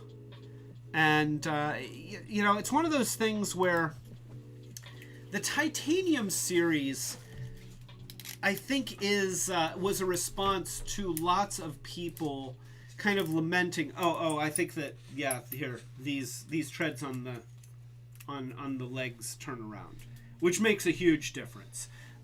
It does not. So the Titanium series is a kind of a response to people lamenting the loss of die casting in Transformers toys and many of the toys that were introduced in the 80s. And I think that what it showed us is that as cool as those heavier toys were, you get a Gen 1 Optimus Prime, and the cab is metal and it's heavy and it's cool to the touch, and you can feel the weight, and it's got those clicker joints, and you get a Gen 1 Skyfire, and it's got all that metal and everything. You look back at that stuff and you think, wow, they don't make anything like that anymore. But there is a reason, and it's not just because die casting is more expensive. When you have toys that have big, heavy die cast parts, all of a sudden the hinges and the joints that you have to engineer to hold those parts together, which are still going to be engineered out of plastic, because if you want them to hold up to those stresses and to have tolerances, the plastic is actually stronger. So those plastic pieces, they're used to working on supporting other plastic pieces. You double or triple the weight that they have to deal with, and suddenly those joints don't hold up so well, and they don't work so well. and you can see the struggles that they had with the engineering, sacrificing posability in places just to make it so that the figure would be able to stand up. Oh, Sean Shago is leaving. Sean, have a wonderful evening. Everybody toast to Sean Shago. Thank you for stopping by.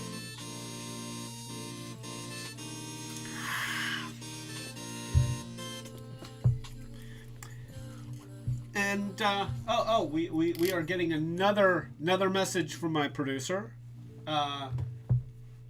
Let's see. Oh, Kyoji says that the Titanium series was developed by a separate team not usually involved with the Transformers brand, with no input from Takara Tomy engineers either. And that's a death nail. Because the guys at Takara, they know their shit. They would be able to pull this off and make it work. And they probably would have still been able to make it profitable. And I don't think that the people in Gloop knew how to. And that's just it. I think that the Titanium line is remembered very poorly, and that most people just look back on it as being bad. And a lot of it was. And sadly, it seems like just when the engineers were figuring out how to do it, the reputation of the line was already so dismal that it was too little and too late. Chris Remley says, it's nice to know that it's not just fembots that get stuck with high heels. Yeah, this is another... Here, let's do this. Okay, now we'll give Titanium Grimlock his high heels. There we go. And there we can... Wait, where did I do? Okay, here we go. So we've got 2 Grimlocks now that have high heels. I bet you didn't know that Grimlock liked his high heels, but obviously he does. So that is... I guess we're learning a lot about Grimlock and what kind of foot apparel he prefers. It is an unexpected choice. So, Machiavellic says, get that man and his robot a cake to absorb that alcohol. Oh, well, thank you. Thank you. Is that for me? Oh, well, thank you. Rotate it. Here we go. I know your waist moves slow, but thank you.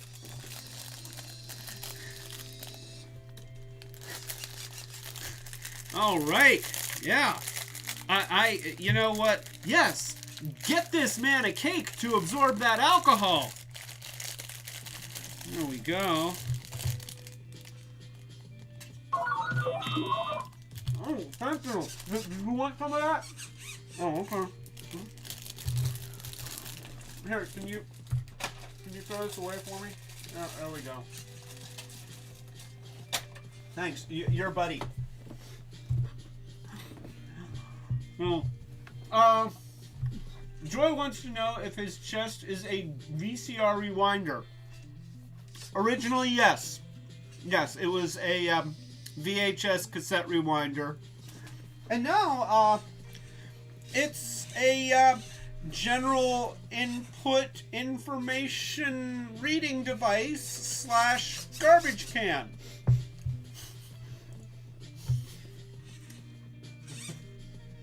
What? I'm eating cake. So, alright.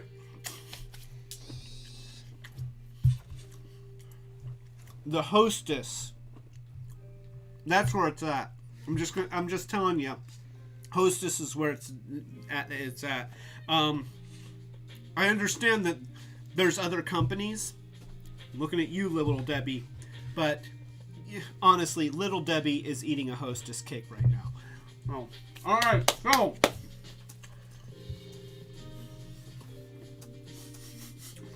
Little Debbie can suck it.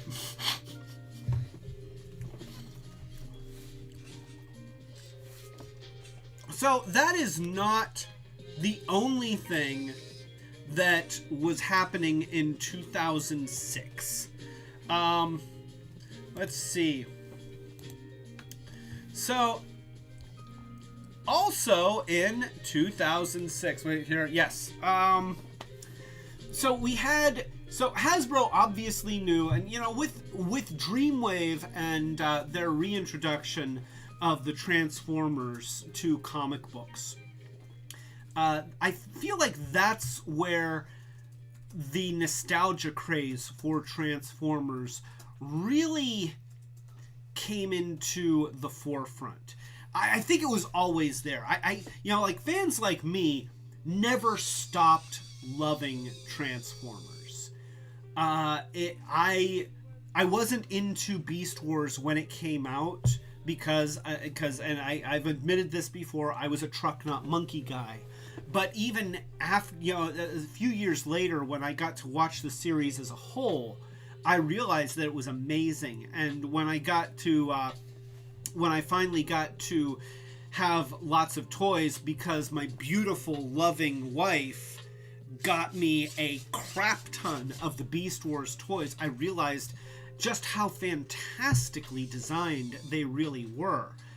But you know, it was a hard transition for me, but nonetheless, my interest in Transformers didn't wane. They just steered into a direction that I wasn't into for a while. But as soon as they came back, I was there waiting. And I think that there were a lot of fans like me that really never lost their interest. They just didn't have a vehicle to show their interest until around 2006, you know, around 2005, when Dreamwave started doing the comics and they took the toy lines back into a direction that was recognizable for us and approachable. And so, again, in 2006, we also had the Dinobots Minicon team. And this, I believe that this came with Unicron, or was it Primus? I think it might have been Primus. But, so we have these three Minicons, and let's see, they are Knockdown, and Pterosaur, and Swoop. They didn't work too hard on coming up with a name for Swoop.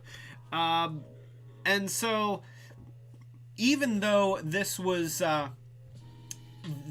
part of, I guess technically it was part of the Classics line, but they're not done in Gen 1 colors. They except for Swoop, Knockdown, and Knockdown is a new name that I have not seen used for anybody else. Pterosaur was originally the pterodactyl from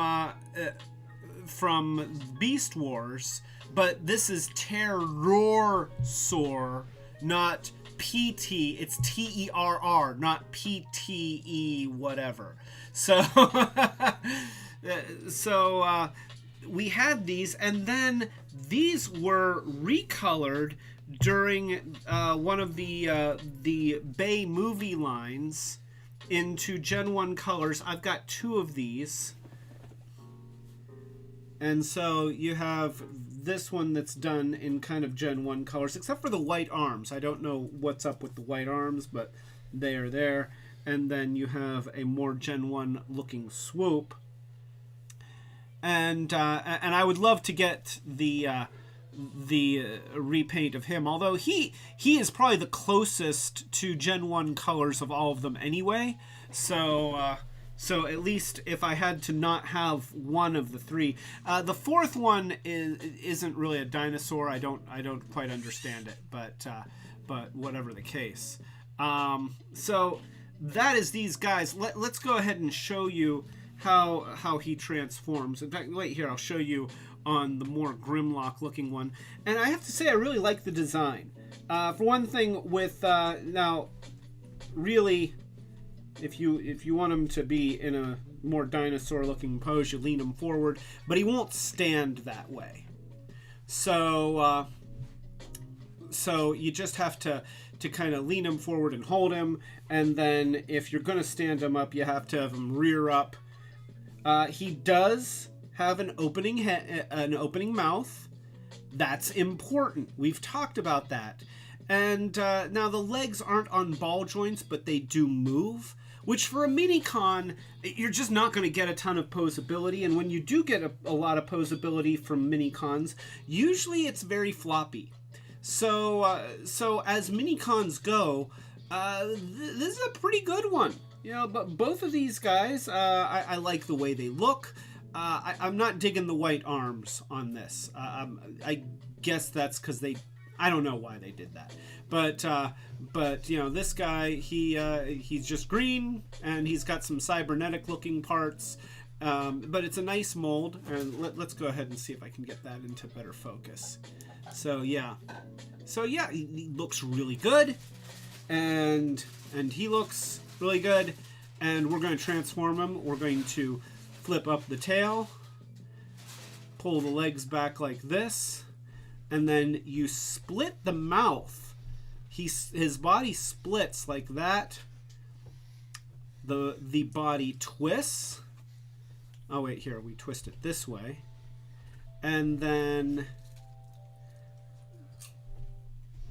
we flip that around, and so we've got a top of the dinosaur mouth for one arm, and the lower half of a dinosaur body. Oh wait, here, I guess you just oh, there we go. So there we go, and you've got the lower half of the dinosaur body for the other arm, and that's actually really cool.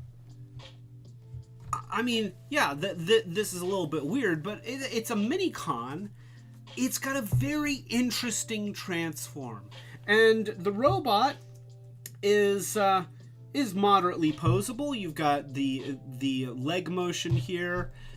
You know, at least forward and back. It doesn't have really any hip action, but the arms are fully posable because of that shoulder joint and the ball joints in there. Even the head has, you know, the head as a hand has some motion here. There's no motion on this side, but he looks good. He looks good as a little tiny dinosaur guy. He looks great. And you know, we can let's see, we'll set him aside, and we can show him also. So we're going to do the same thing, and there we go.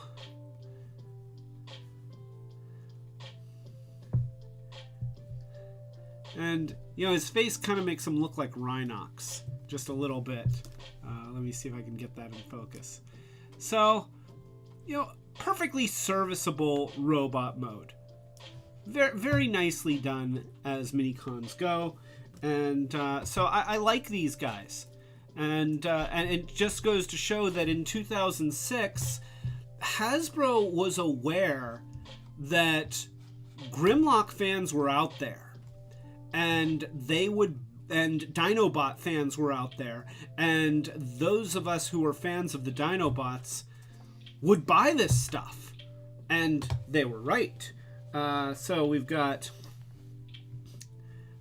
Swoop, who is Swoop. He will always be Swoop, and so he's got a kind of unique transform as well. So we can split the wing, and that turns into a couple pieces. So you've got this little foot thing here. We're gonna kind of pivot this part towards the back. We're going to rotate these out of the way, and then those are going to make the arms, believe it or not. So you see that little shoulder joint right there? That gives us a claw. You see how the head covers the face. And then we're going to do the same thing on this side. And we're going to flip out that bird foot to make a hand. And now we can actually put his arms down by his side. And there we go. And now, see there's these little tabs here, and those tabs snap into those little notches in the wings to help hold them into position. So he doesn't really have a lot of posability as a robot. The arms do move around. They are on ball joints. But because you have to lock the legs in, and the legs are jointed up at the shoulders, if I can get that to go in there. Trying. There we go. So, yeah, that locks the legs in. Then you have these little things that become feet. So, he's got some shoulder articulation and some arm articulation, and that works. And you know, you're just going to keep the lower body straight, just like that. Now, if you want to disengage that, then you can, and you can simulate a kick. But if you want him to stand up, then just do that, and he stands up. He's got a good robot mode. It's convincing. It looks the part, and probably one of the more unique transforms for Swoop. Also, he does have an opening mouth. And that's great. Yeah, the fact that the designers of this Minicon team understood the value, even at this diminutive size, they understood the play value of having the beasts able to open and close their mouths, even just a little bit. It makes such a tremendous difference. I love what they've done here, giving him a nice chest. I wish that the head just tipped back a little bit further. You know, it seems like you can just barely see the face, but nonetheless, it's a good robot mode for Swoop. Of course, this one really looks a lot more like Beast Wars Pterosaur than it does Swoop. And we can, once again, pull these out like that. And we'll flip the tips of the wings. And then we're going to pull these down like that. We're going to open that right there, and then pivot those down, and then we're going to move the head up out of the way, and we're going to get these to snap in there just like that, and get that to snap in there just like something, almost getting it, trying real hard but not quite getting there. There we go. So we get that to go in there, and then we have these arms on these little joints, and that makes the leg disengage after all that work that I went through to get it to snap in there. There we go. There. And then we're going to do that.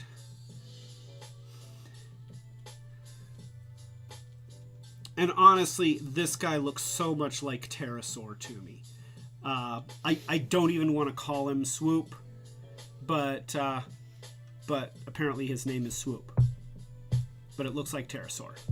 So there's that guy. And, so Kyoji says Knockdown was a name Hasbro first used for a member of G.I. Joe Battle Force 2000. Okay, you know what? A toast to Kyoji for knowing his stuff. Thank you, Kyoji.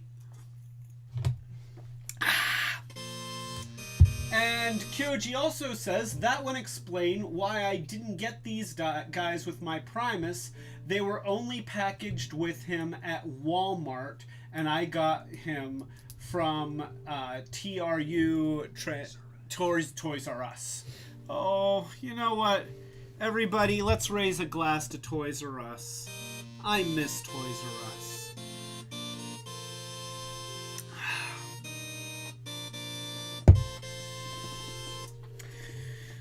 So we got this guy, and he's also really cool. He looks like a little Triceratops, and I love how they designed him. He just looks neat, and he's such a stubby little guy. Yeah, I just imagine that he would be such a little demon, you know. He's the guy who would be kind of diminutive and not realize that he's not tougher than everybody else in the room, and then go fighting everybody, charging into them blindly and beating the crap out of everyone because he doesn't know that he should stop. So that's how I imagine this guy. Love that creature mode. He unfortunately does not have an opening mouth, but he does have this little notch there, and that's important. And see, you can see they even sculpted the face of the Triceratops in there. It's really subtle, but he's got a very nicely sculpted little face there. So yeah, so let's go ahead and transform this guy. We're going to start by pulling out these legs from the front legs, just like that. And let's go ahead and let's pull out the back legs like that. And then we've got a split here for the tail that pretty much splits the entire body. So we're going to do that. And now we've got these legs on this joint here, and we're gonna have to do some finessing here. So let's go ahead. Let's see here. I believe there's something that's gonna happen here, and it's gonna be magic when it happens. There we go. There we go. So we got the head there, and then we've got our arms here. Actually, let's see how do they expect us to do that. I think that these kind of go like maybe like that. I don't know. Maybe more like that. There we go. That looks a little bit better. So we'll rotate these. Now he's got his arms down by his side. He's got a shoulder joint. I love how they integrated the Triceratops head into the chest. He's got some awkward proportions, but he has legs that can move, and he's got arms that can move. He's actually a pretty dynamic little guy. You know, and once again, his robot mode just kind of goes along with what I imagine his personality would be as this half-sized brawler that doesn't know when not to pick a fight. And I'm pretty sure that's not what the bio for him is, but in my headcanon, that's what it is. And so he looks great. Has a great robot mode. I really like this robot mode. The more that I look at it, the more I like it. And a very interesting transform. Great beast mode. All in all, if you get the opportunity to pick up one of these guys, you will not be unhappy. And you just carry him around in your pocket, like all the time. Because you never know when you need to throw a Triceratops at somebody and he'll beat the crap out of them. So that's it. They could totally fight Battle Beasts. Yes, you know what? Yes, these guys versus Battle Beast. The Battle Beast would be like, I'm water, and it's be like, I'm a Triceratops. I win.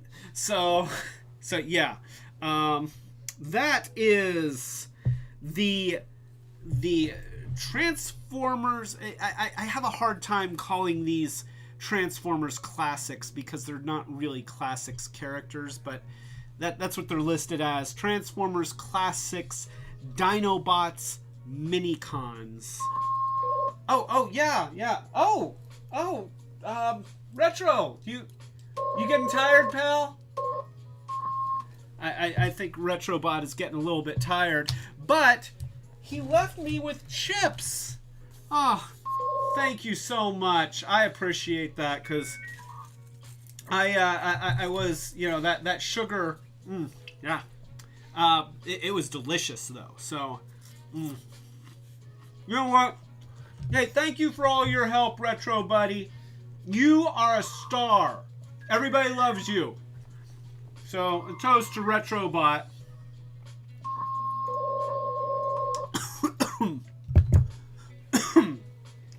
And chips.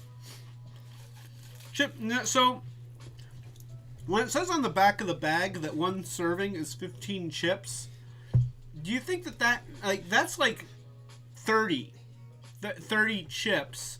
And if that's the case, I really cannot afford the calories in these. So, anyway, that's awesome. And by the way, if you ever need to take a break and replace yourself with a bowl of chips, that is way better than replacing yourself with Ashy Slashy. So yeah, everybody give a hand to Retrobot. Yeah. So let's move along. Moving along. So interest in in Dinobots did not wane after 2006. By 2007, we were seeing Transformers Animated, and I liked Transformers Animated. Transformers Animated was sort of the cartoon response to the first Transformers movie, making a very distinct separation, saying, okay, the movie universe is the Transformers live action. This is Transformers Animated. And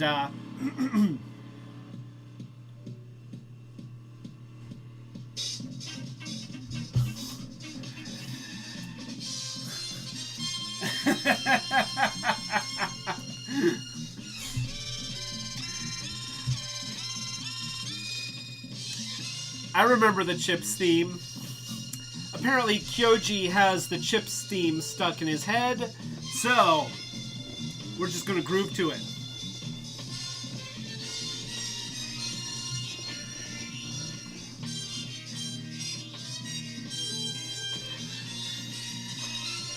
A toast to, John, Ponch and John, but Eric Estrada. And there was somebody else that was on it, but people only cared about Eric Estrada. So, Larry Wilcox. So, a toast to Larry Wilcox and Eric Estrada. Chips lives forever. There's some nostalgia for you, buddy. Dare I say, that was like a bowl of chips. Oh, yeah, I'm sorry. I apologize for that. Oh!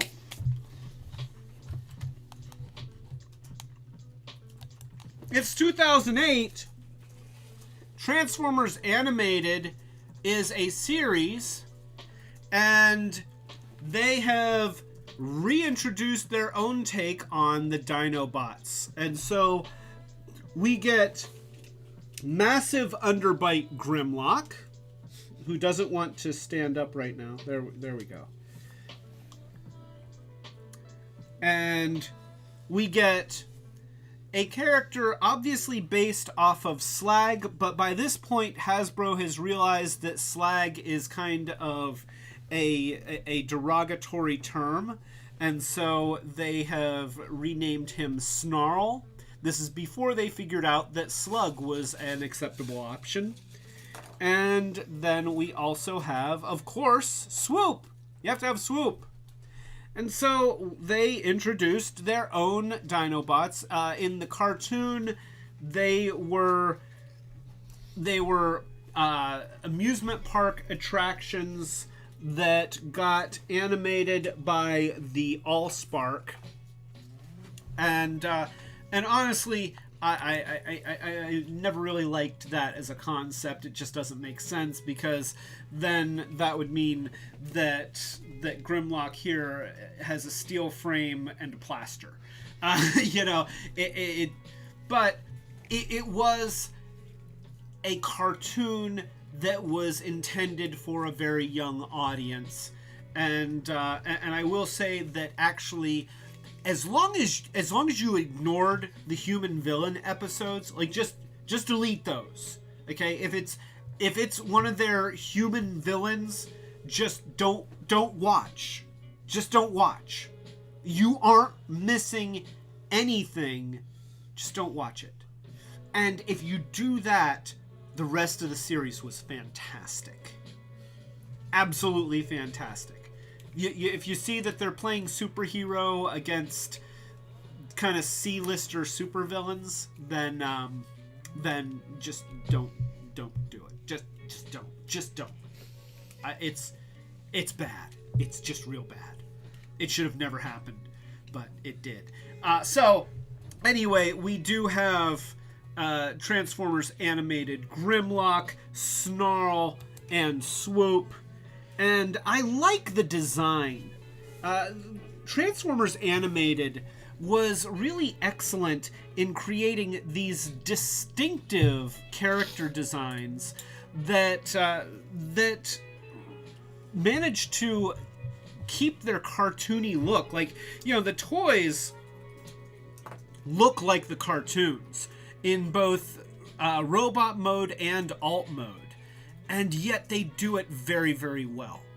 And while I personally kind of go for the more of what they do with the Generations line now, I feel like I'm not alone in my preference towards more complex and textured and realistic looking toys rather than kind of cartoony toys.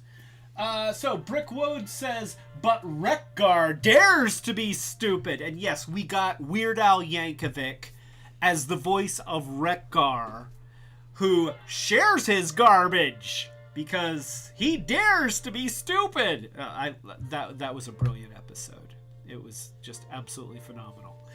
A toast to the immortal Weird Al Yankovic.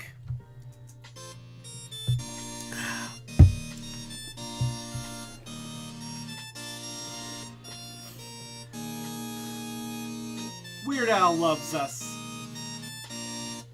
So, he lost his Santa hat. It's on the floor. I'm not going to go get it. I'll get it later. So, let's go ahead and take a look at some of these guys. We have Swoop here, and he's got these pegs on the bottom of his feet, and they do peg into this weapon of his so that he can actually carry it around as a bird. And that's really cool. Well, he's not a bird. He's a pterodactyl. But still, he can carry that around, which is cool. The other two, this is Snarl's club. And, I feel like it's maybe supposed to be fire breath or something. But it doesn't go in there. You can sort of maybe kind of get it to stick in that slot there, but that doesn't really work. So there's not really good weapon storage there. And then Grimlock has this amazing sword that also does not go anywhere on the dinosaur mode. So yeah, they've got cool weapons, but for the most part, the dinosaur modes don't carry the weapons. I guess you can't have everything. Let's start by looking at Swoop.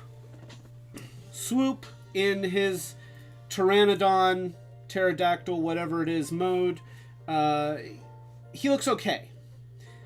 He's not the best Swoop I've ever seen, but he does have posability. You know, he can flap his wings. Let's make sure that he stays in focus. Here we go. And he's got legs here that are much longer than what we normally see swoop legs. And probably my biggest criticism of this whole design is that it is a pretty straight up arms become arms, legs become legs transform. Now, they did lock the thighs into position so that the thighs essentially become the Pteranodon body. That helps, but there's not really a whole lot of mysterious stuff happening here that turns him from a dinosaur into a robot. So let's go ahead and transform him. We're going to start by spinning around the lower legs, and then we can spin around the feet. So, you know, even though you're doing 2 spins, the only thing that you've done is you've got the shins facing forward now. That's it. And then we've got this back panel that has these little square pegs that peg into the back of the legs. So now we have liberated the thighs. The thighs can now be robot thighs, and we'll liberate the arms. I will say that I really like the way that the arms peg into the wings. Whoops. Here, I pushed a little bit too hard. You know, that really fits tremendously well, and it looks good. We looked at Silverbolt last week from the Beast Machines line that had a similar kind of transform where his beast or his robot arms were supposed to sort of merge with the wings, and they did not at all. Not one bit. Whereas this is integrated really, really nicely. The contour is perfect. Very, very nice. Yeah, it seems like it belongs there. So you pop that out, and then we will pop that out, and then you can take the wings, fold them against the back just like that, and now we can split. You know, this was together like this. You can pull it apart and up, and then of course, as we've seen with other swoops, the dinosaur head goes against the chest, and that reveals the robot face. And now we can put the arms into a more natural pose.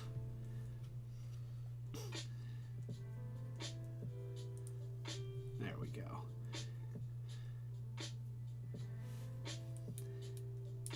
And that is Swoop.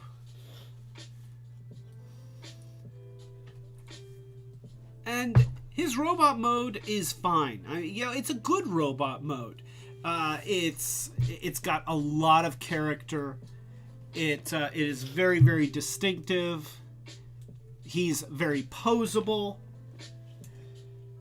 Oh wait, here. Let's there. This goes up like that, and then yeah, that's like that. So there we go.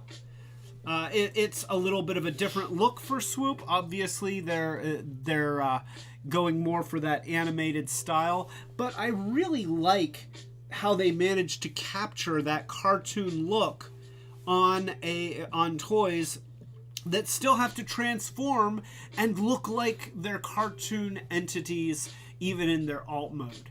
And they do that very, very well. This was a really interesting line. And while it may be very, very different from any of the other Transformers lines, I really liked what they did. Now, that being said, I'm glad that that's not the only thing that we get. I'm very happy with a lot of the lines that have come out in recent years and the much more realistic look of them. But that's cool. And you can do a lot with it. He's got a lot of posability. You know, he's a neat looking guy, and he can do cool stuff. So if your transform is going to be a arms become arms and legs become legs transform, at least they're doing it well. So that is Transformers Animated Swoop, and he is. We'll just have him stand here. Oh, and you can give him his ball and chain thing here. There we go.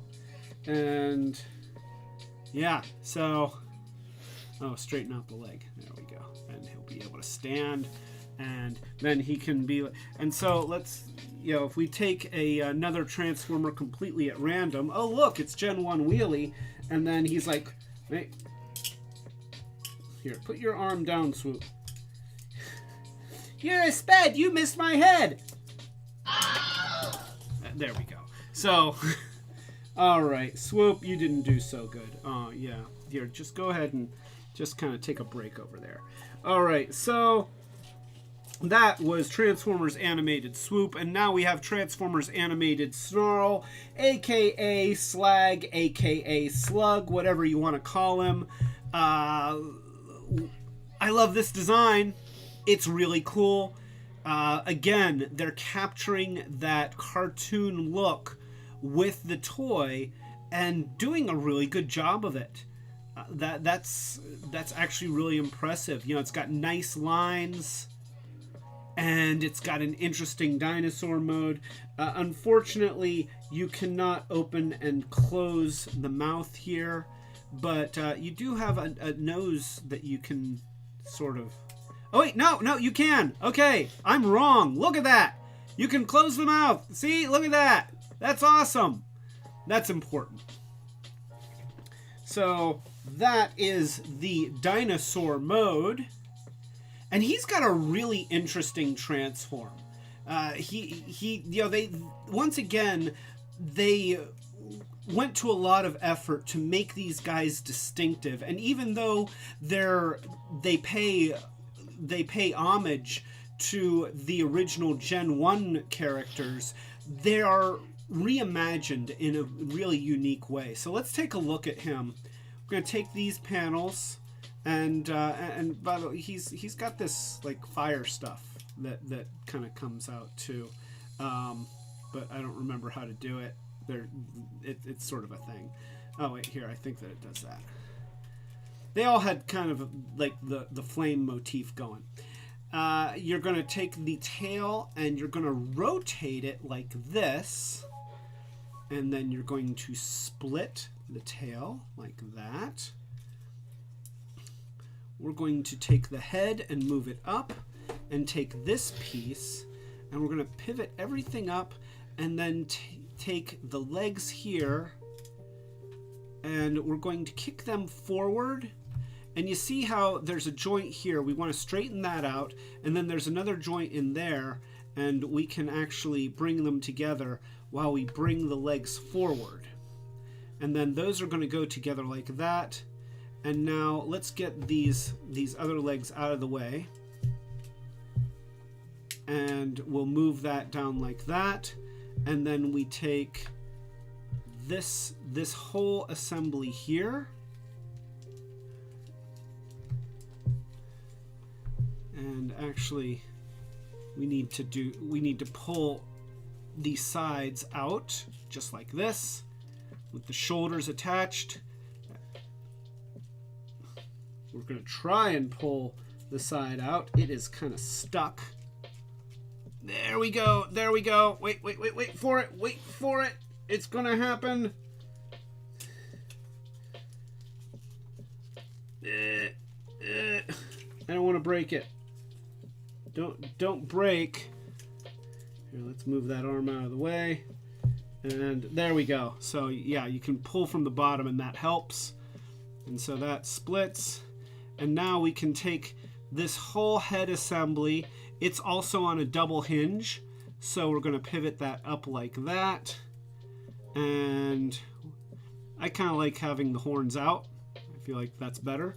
And then you take this, and that's got a little slot down there. It's going to plug into that tab right down there. And I'm just going to ignore the implications of what I'm doing right now. And so there you got those. You're going to flip out the heels if you can. If you have fingernails, which I do not. There, oh, almost. They are in there. And they do come out. There we go. So that one comes out. And then we're going to get this one. It's going to happen. Oh, there we go. Okay. And you just put that together like that. That gives him a hip. And then we're going to flip out the hands. And they even have opening and closing fingers and thumb.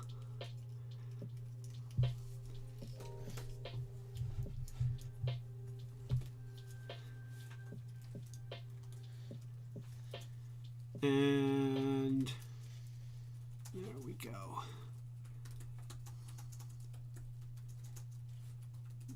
And okay, so that is Snarl.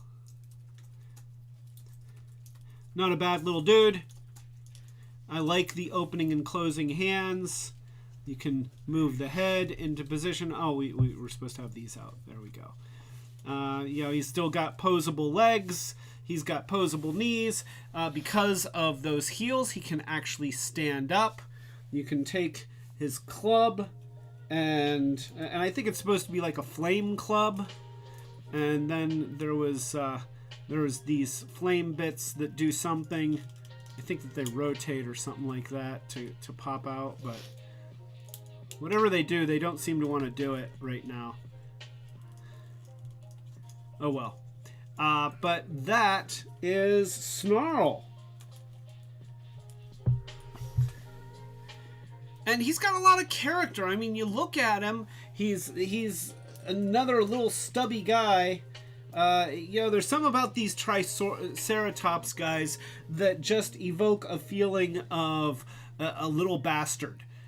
And that's what he says to me. And the Dinobots on the show were very oftentimes put in the position of getting lured into fighting the Autobots. That seemed to be a reoccurring shtick with them. And, you know, it's not a bad shtick. So, you know, Snarl here, he looks good. I think that it was intended that they would eventually get to Sludge and the other Snarl, but the series did not last. And I just... there we go.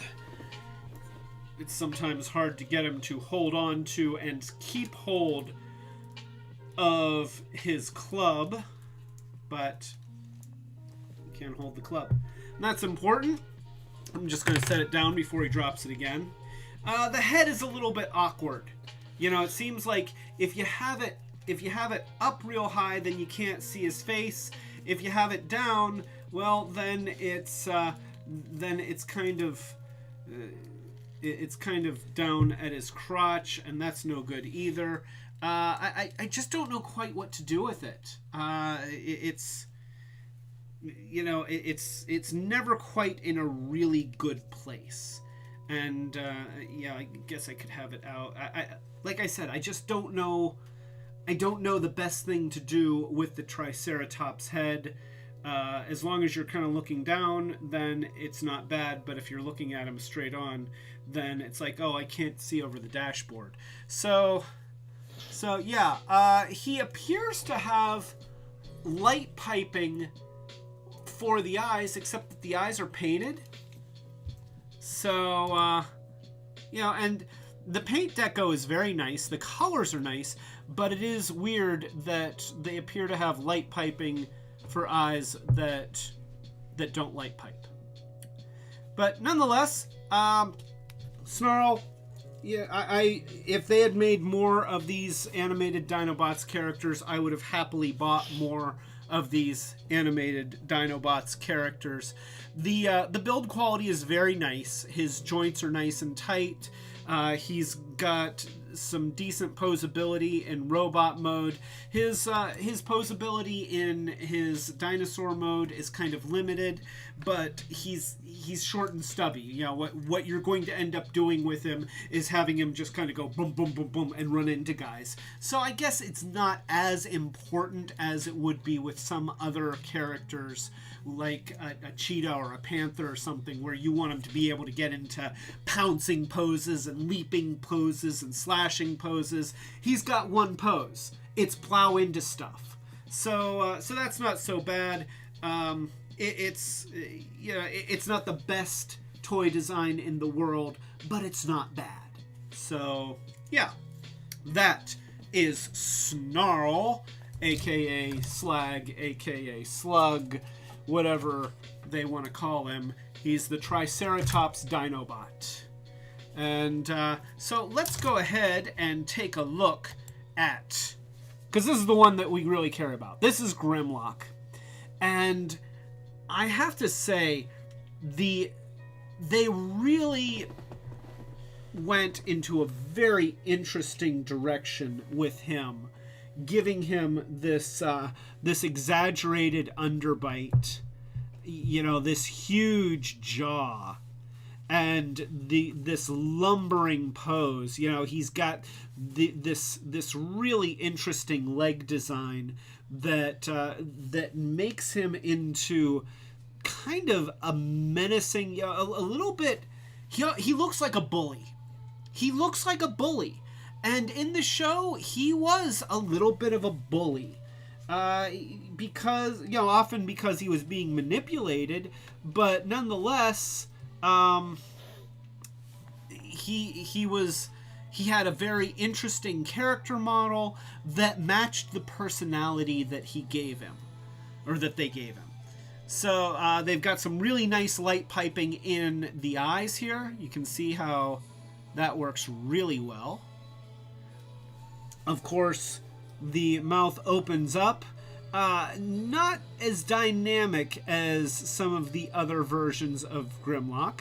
It is spring-loaded, so that's important. So if he needs to bite onto a transformer chosen completely at random and, you know, throw him off the table, he's not going to feel bad about that.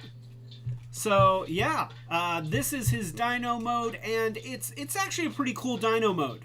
It's very, very distinctive. Once again, they're doing a great job of capturing that animated look in both modes. Oh, yeah, and sometimes he actually wants to stand up, and right now is not one of them. But so he's not super posable. There's nothing that you can do with the dinosaur arms. The dinosaur legs do move around, but it's not quite as posable. And because of the sort of odd and, you know, irregular joints, it's kind of hard to get him to do the things that you might want him to do to get into a really good dynamic pose. But with a character like this, dynamic is not what I would describe him as. Distinctive, yes. Filled with personality, absolutely. But that personality is not dynamic. So let's go ahead and let's turn him into a robot. So we're going to start, as you often do with these dinosaur transformers, by splitting the tail. And he has an extra joint in there on both sides, which is kind of interesting. And we can just go ahead, and there's a little nub on the side of the body here that will lock into, and that just holds that in place. And that's nice. Yeah, I kind of wish that some of the others had that, because most of them just fold up and then that's it. So there we go.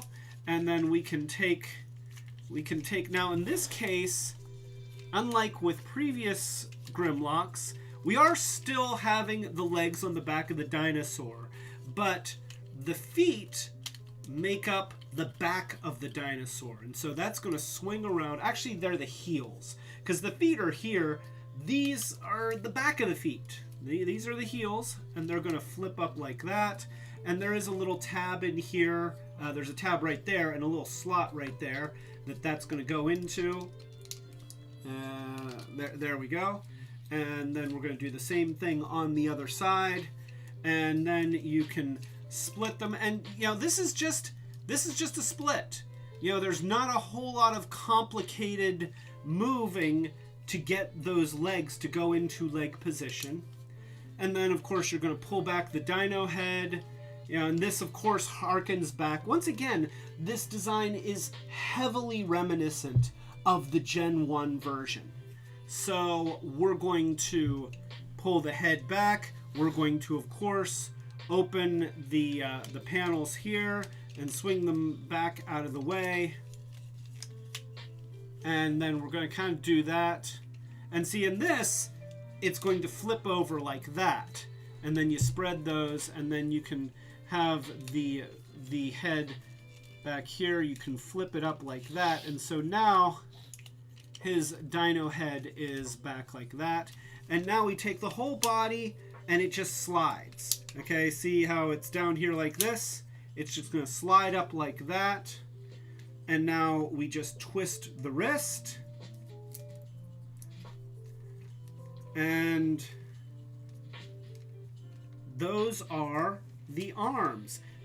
The arms are very oddly jointed, but you can get them into an arm-like pose. They've given him an exaggerated jaw on his face. You know, the face sculpt is very, very distinctive and very interesting. You know, he's got these kind of bland, you know, these not bland, these very very flat colors. Let's go ahead and go to the other camera so that it will focus in, so that you can see him in all his glory. Yeah, look at that. Look at that face. That is a cool looking face, and the light piping works tremendously well. Look at that. So, you know, you get rid of the light, and yeah, it goes from off to on, off to on, off to on. So yeah, excellent light piping. I like this. I really like that lower mandible that they've given him. It's so distinctive, and yet I'm still willing to accept that it's Grimlock, even though it doesn't look like any of his previous incarnations. It feels right. And here, these can spread out a little bit. I love that in this one they've just given him the claw hands. They aren't having fists fold out. They're just using the claws to make hands. And I like that. I think it's perfectly appropriate for this character, and it works. These arms are weird. Don't look at them too much, because the more you look at them, the more you'll try to understand them. And that's a mistake. But they do fit with the animated style. And that's something that this toy achieves tremendously well. It really looks like animated Grimlock. It looks like a cartoon brought to life. It is still very dynamic. And in this case, I think that dynamic does work. You can get him into cool poses. You can have him lean in and stare into the enemy that he's about to rip to pieces, and you can accept that, yeah, that's exactly what he's going to do, because he's freaking Grimlock and he kicks ass. So yeah, that is animated Grimlock. Very, very interesting character. A really, really neat addition to the Transformers universe. Of course, he does have this big flaming sword thing. I love how they made this sword. There's so much going on here, and there's some kind of a feature here. And to be honest, I forget what the feature does. I think that it like makes flames pop out, but but I don't remember how to do it. There's like a slide thingy in here, and it works somehow, but I don't know what it is. And here we go. Maybe you do that. Nope. I don't know. There's a way to do it, and only now seeing it am I remembering that it even had a thing, but I don't remember it. So that is animated Grimlock, 2008, and once again, Grimlock is front and center, and yeah, these feel like these are supposed to be like that. There, that's better. Not quite so sticky uppy.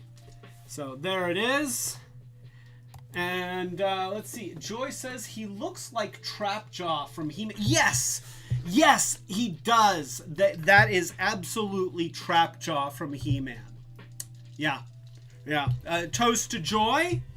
Very astute observation. I knew that looked familiar. I could not place it. Wait. I'm chasing the straw. So that leaves us with one last version of Grimlock to talk about tonight.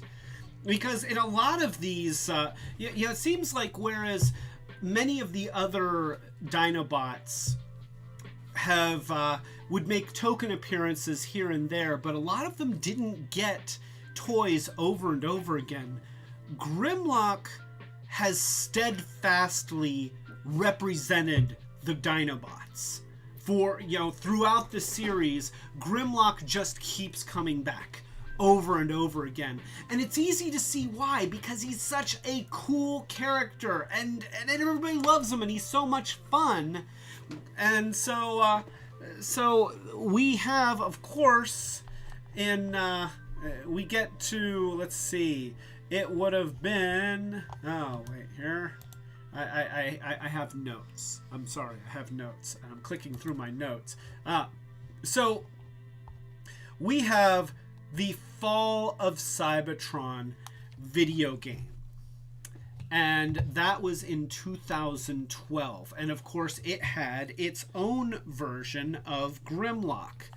And that is this one right here. And this is a really, really cool looking Grimlock. It's got a head that lights up and the mouth opens because that's important. We have weapons storage, so you can plug the shield into a leg there, and you can stick the sword into the leg there. And he's got a very neat looking, very futuristic dinosaur mode. He's also got a really big boxy tail. And this is not the last time that we will see a Grimlock with a really big boxy tail. You kind of have to ignore it because there's nothing you can do with it. It's just there. It is very obviously the robot legs. And the posability on this toy is not bad, but the hip joints and how they connect underneath here make it a little bit awkward. It's a little bit janky, but still, you can move the legs this way. You've got a knee joint, you've got claws, and because of the transform, you've even got this pivoting action here. So you can do stuff. The arms are on ball joints, so you can move them around like that. And so as a Grimlock, like as a representation of Grimlock, this is a cool version of Grimlock. At least it looks cool. It's very, very light. And you can feel that the plastic, it feels cheap. It feels like the kind of plastic that the old knockoff toys that you used to get at Big Lots, or even worse, like the dollar toys at Walmart. It feels like that kind of plastic. The colors are very dull. There is good paint detail, and at least they didn't go cheap with the detailing. You've got lots of red accents, and you've got some gold accents, but again, it's all very, very dull. There's not there really aren't a lot of the gray is just, it's just gray, and especially the gray that the dinosaur arms are made out of. It's just a very dull, cheap looking gray. It's not like a nice steely gray. It's just gray. In fact, this is like closer to dirty white. So you look at the pictures of the toy, and it seems like it should be really, really awesome. And the design itself is really, really, it seems like it should be really, really awesome. And you see, like, the lighting effect. Let me turn out this light, and look at that, okay? That's really, really awesome, or at least it should be. But when you get the toy, it suffers so much by feeling hollow. And look at the inside. Look at, it's very hollow and very, very, it almost feels a little bit flimsy. So that's, you really want to love the toy. And it comes with this really, really cool looking sword and this really, really cool looking shield that's like, oh, so much is cool here. But it feels so insubstantial. So let's go ahead and turn it into a robot. This is where, we've already seen that commonly on Dinobot toys, and especially Grimlock toys, they will have the back half of the dinosaur turn into the legs. And they usually have the legs swing around and bend at the knees. The tail splits to get out of the way and cover the hinge, and then the back half bends over, and so the widest part of the body becomes the widest part of the foot. And we see that being done over and over again because it works really, really well. It takes this massive dinosaur shape and it allows it to turn into a dynamic figure with dynamic proportions. Small at the thighs and then legs that get larger at the feet. That's a dynamic way of doing a character design that also makes the figure very stable, while also allowing for a tapered body like unto a dinosaur that gets thinner as it goes down. Setsuni says, Grimlock have excessive air conditioning. Me Grimlock feel light and fluffy. A toast to Setsune. Yes, very good. Joy says, this looks like a knockoff, like that Shockwave. Yeah, it does look like a knockoff, except that the Shockwave was better built. That's the sad thing. This is like Hasbro knocking themselves off. So, yeah, it's almost like Hasbro hired one of the third-party companies to make their Grimlock. I don't know. Actually, the third parties are usually very, very nice.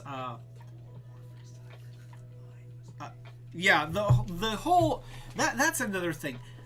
The whole Fall of Cybertron video game line, just very cheap. We looked at Bruticus recently from that line, and all those figures suffered to some degree or another about just being made very, very cheap, and it's a shame because they had these really cool designs, but they were realized in the cheapest way that they could possibly get away with.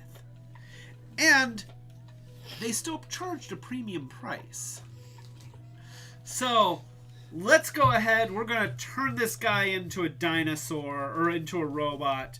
And for this, we're going to pull the legs out, and they're on these double hinges. You know, there's like a double joint in there, and then that's going to do that. And the feet kind of pull out from there like that. And then we're going to pull the arms, you know, like pull at the dinosaur legs. Let's pivot the dinosaur leg this way, and then I'll do the same thing on the other side, and that allows us to pull these out, and then you can rotate it around, and you have to finesse it. There's another hinge inside there, and that allows you to do that. And then once you do that, you can get it into a more natural position, and then we can pull up this claw, and that reveals the fist, and then you can close the leg to give his arm more normal arm proportions. And so that's just gonna, let's see. It's so the hinge on the joints. There's so many joints going on in here. It's really odd. It's awkward. You know, that's the thing. It's just awkward. And so we're going to do the same thing on this, and we're going to do that whole thing, and we're going to pull up the toe claw and then collapse that. And now we're going to take the entire front half of the body, and it's just going to, oh, actually this, so the dinosaur head goes down like that, and you can do anything you want with the dinosaur arm, really. And then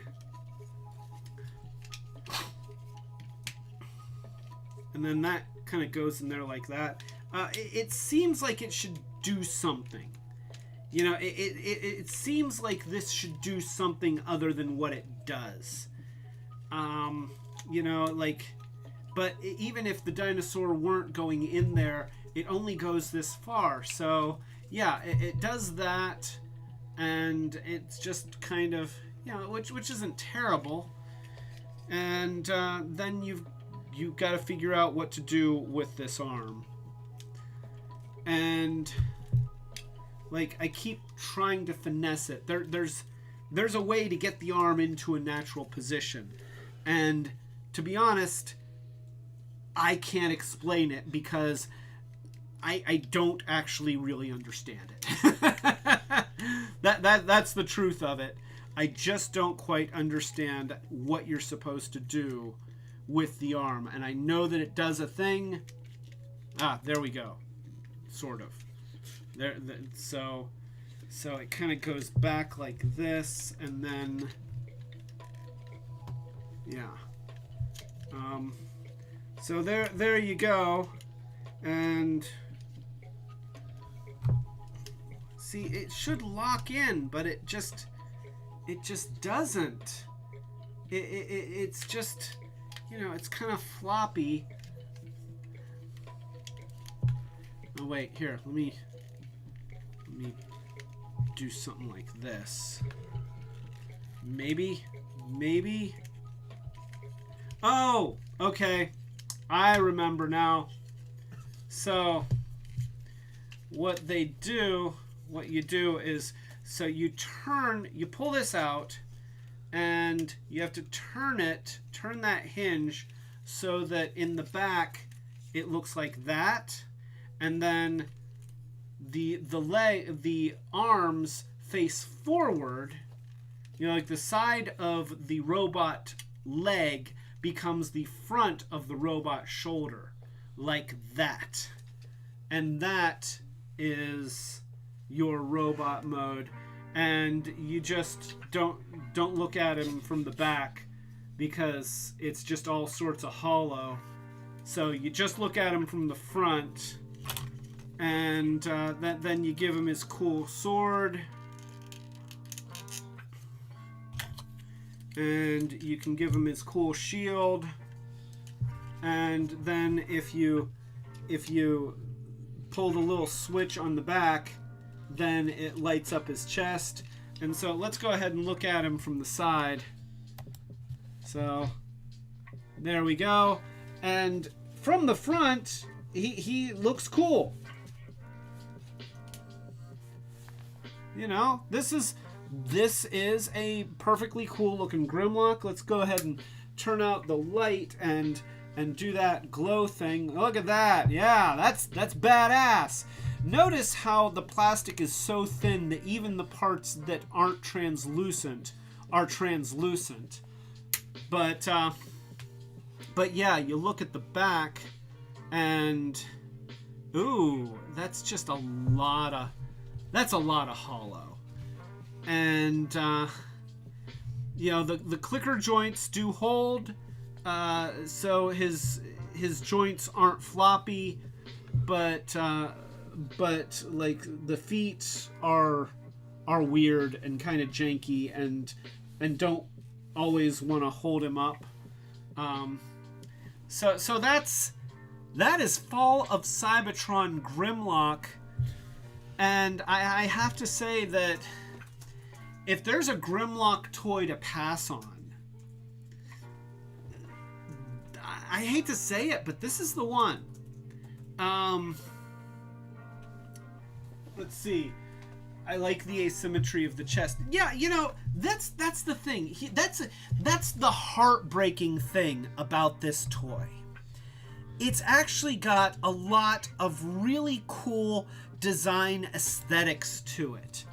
You know, the guys who designed it, who came up with the geometry and the aesthetics and how it should look, did a beautiful job. But the implementation is so tragically cheap. It is just tragically cheap. Machiavellic says, yo, Clay, my dude, you can put the discs of the arms to the side. Okay, so the discs of the arms. Okay, so okay, if I'm transforming it wrong, let's see.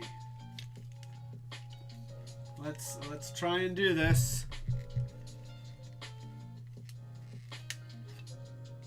There's a way to do it. We see video evidence. Well, you know, pictures. And you know, it should not be this complicated. And normally I'm good at complicated, but I am sucking at this.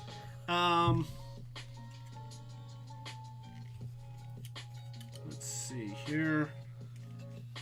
Don't know what to do with that joint. It just doesn't want to move the way that I want it to move.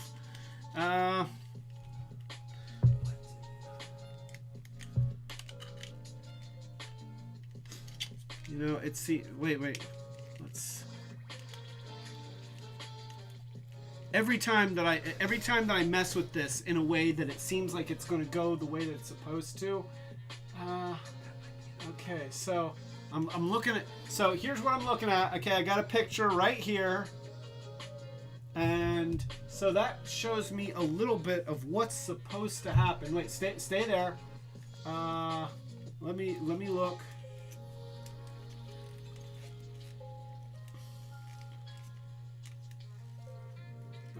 And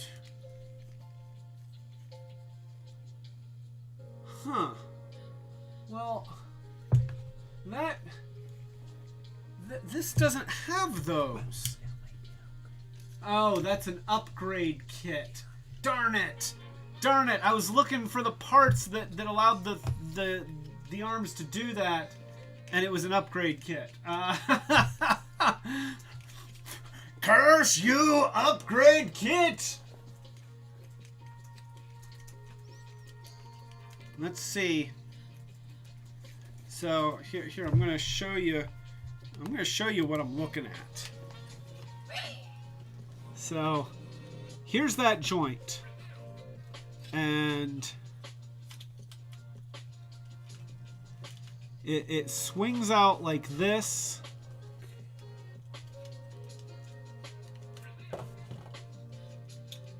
And it has, so it has this thing that moves like that. Oh, okay. So we've got another picture. We've got another picture. We're gonna look at that picture, and we're gonna figure out. We're gonna figure out what that's telling us to do. So that has the little gear teeth on top of the joint. So that means that it has to go like that. Ah, got it. Okay. So I was feeling the resistance here, and I was trying not to snap it too far past. There, it does that. And now, that is how... Yeah, okay, that's it. Thank you, Machiavellic. And then, so, you have the joint out like that, and then you're going to click it like that. And that will allow you to get the shoulders into that position. And that does make the arms a lot nicer. Although that joint back there is still really floppy. That was thanks to a video recommended by Machiavellic from a YouTuber called Jobby the Hong, who also reviews Transformers. Well, let's give both Machiavellic and Jobby the Hong a toast. Thank you for helping me out, because I was stuck. And, you know, you'd think that after only 2 of these boozy drinks that I could still figure out how to transform this less than stellar Transformer, but a toast to Machiavellic and Jobby the Hong.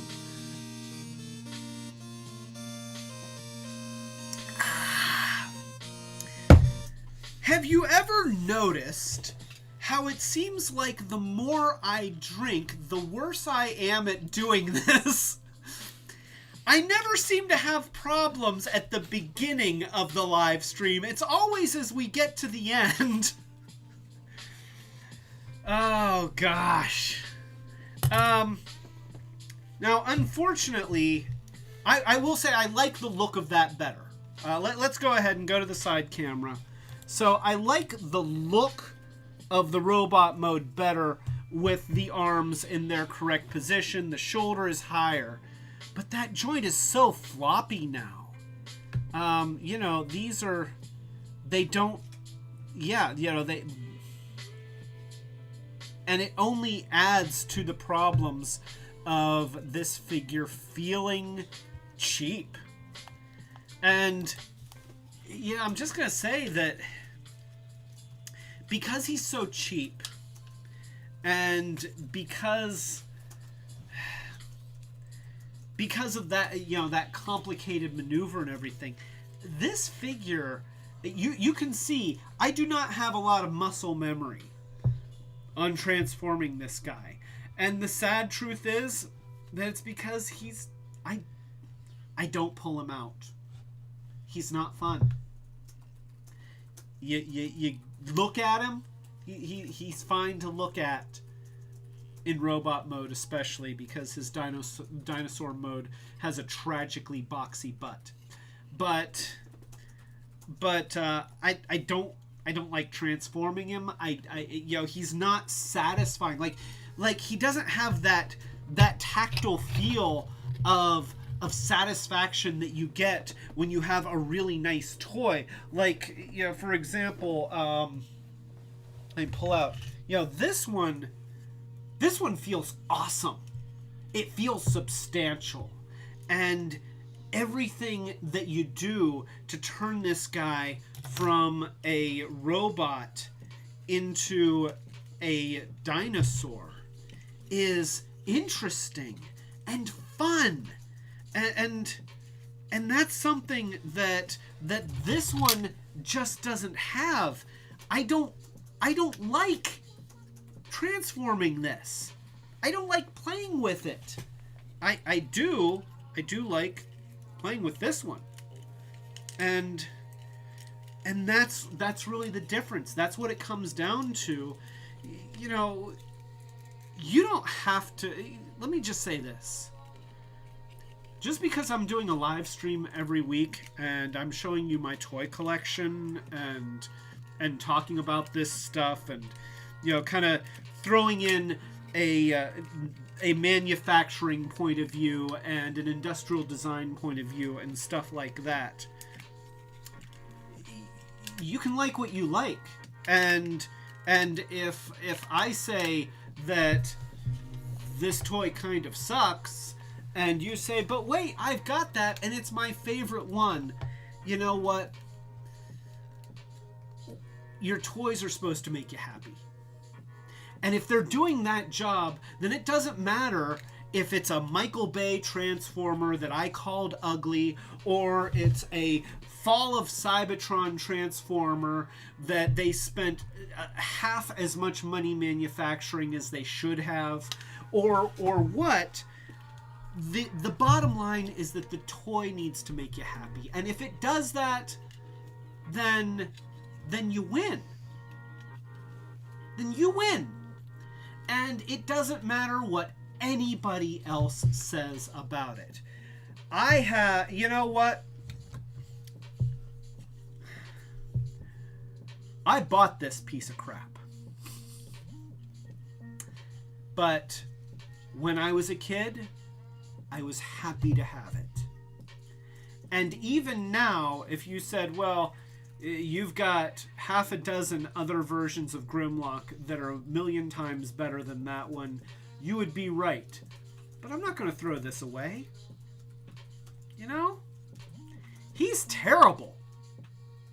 But I like him. I'm not blind. I'm not going to pretend that it's a good version of Grimlock, because it's not. It's terrible.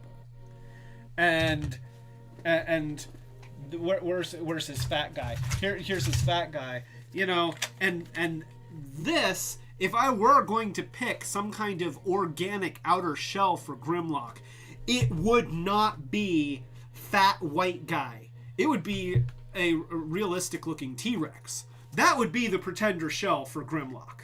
So it is John Candy. Okay, we do have. So if this were Barf, maybe at some point I should try and get a second one of these and turn it into Barf from Spaceballs, because that would be kind of awesome. But yeah. Your toys need to make you happy. That's their job. And yeah, we do come up with ways of trying to gauge how well it has the potential to do that job. We categorize it and we put quantifiable values to things where we can say, okay, this one has dynamic proportions, this one has good detail, this one is very posable, this one has great colors. And all of these different attributes are measurable to some degree, and it helps us to quantify what is really a purely emotion-based reaction, and that is whether the toy is going to ultimately make you happy and be worth the money that was spent on it.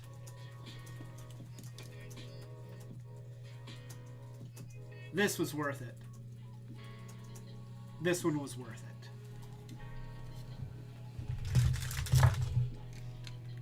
This one was worth it.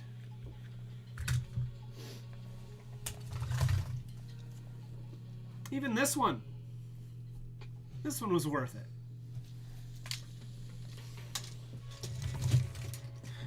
it. Hell yeah. These are freaking awesome.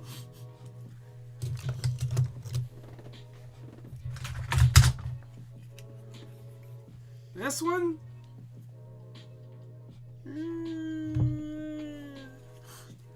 So, That's it.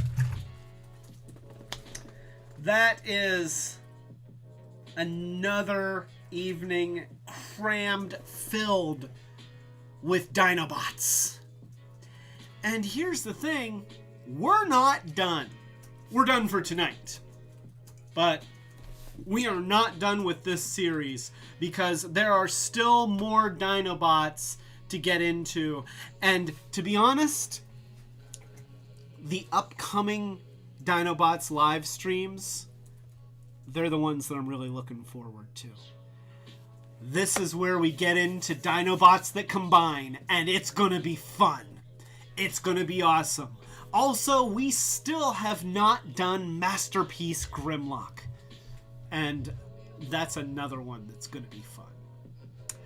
So, I think that's... Even Retrobot has gone to sleep. You okay out there, buddy? I hope he's not dead. He might have been overloaded with nostalgia. Thank you for humoring me and being very sweet and kind to Retrobot. This is not the last time that we will see Retrobot. I think that he's gotten a taste of stardom, and he will be back. But a toast to everybody for joining me on a Friday night and sharing toys with me. I've had a lot of fun tonight. I hope that you have too. And a special thanks to everyone who has come here this evening. So let's go down through, because we've got a lot of friends that joined us tonight. We've got Kyoji. Thank you, Kyoji. Machiavellic. Thank you. And of course, I love your input. So thank you so much. Setsune, the same. You know, you're a staple of the show. Brick, obviously Brick. I'm sorry that you couldn't be here in person, but I'm glad that you are here on the stream and in the chat. Cheeky Boy, always a pleasure, Cheeky Boy. Thank you for showing up. Sean left earlier, but if he does check out the end, thank you, Sean, and I hope that your son had a chance to watch this one too. Nathan, Connie, thank you both. I always appreciate when you're here. Christopher Remley, thank you so much for showing up. Tim Kangaroo, thank you. You are great, and it's awesome to see you every time that you show up. Osaka Jack, of course, Osaka Jack. I'm always glad to see you. Joy, you're practically family at this point. Thank you, Joy. Angry Viking, a pleasure, always a pleasure when you show up. Thank you so much. And Pop the Trunk Toys, I really hope that you come back. We loved seeing you here. Grayscale, always a pleasure. Collini, oh, I miss you, Collini. I hope that we get to see you soon. And of course, last but not least, Mazen Fur. A toast to all of you. Thank you so much. And we will see you again. We are getting close to the holidays. It's going to be fun. What's the next one that we're doing? Next week. Next week. Okay, this is going to be fun. We are doing Psykill. That's right. And you wouldn't think that there's a lot to do with Psykill, but we got stuff. And it's going to be awesome. So... thank you so much. I'm looking forward to next week. Have a wonderful weekend. I will see you all next week. Thank you. Oh, also, if you had fun, please click the like button because that really helps us out. If you haven't already, please subscribe. Get your friends to subscribe. Get your parents to subscribe. Force them to watch the channel and like the like button and stuff like that. I'm going to have more alcoholic beverages and then pass out. Have a wonderful evening and good night.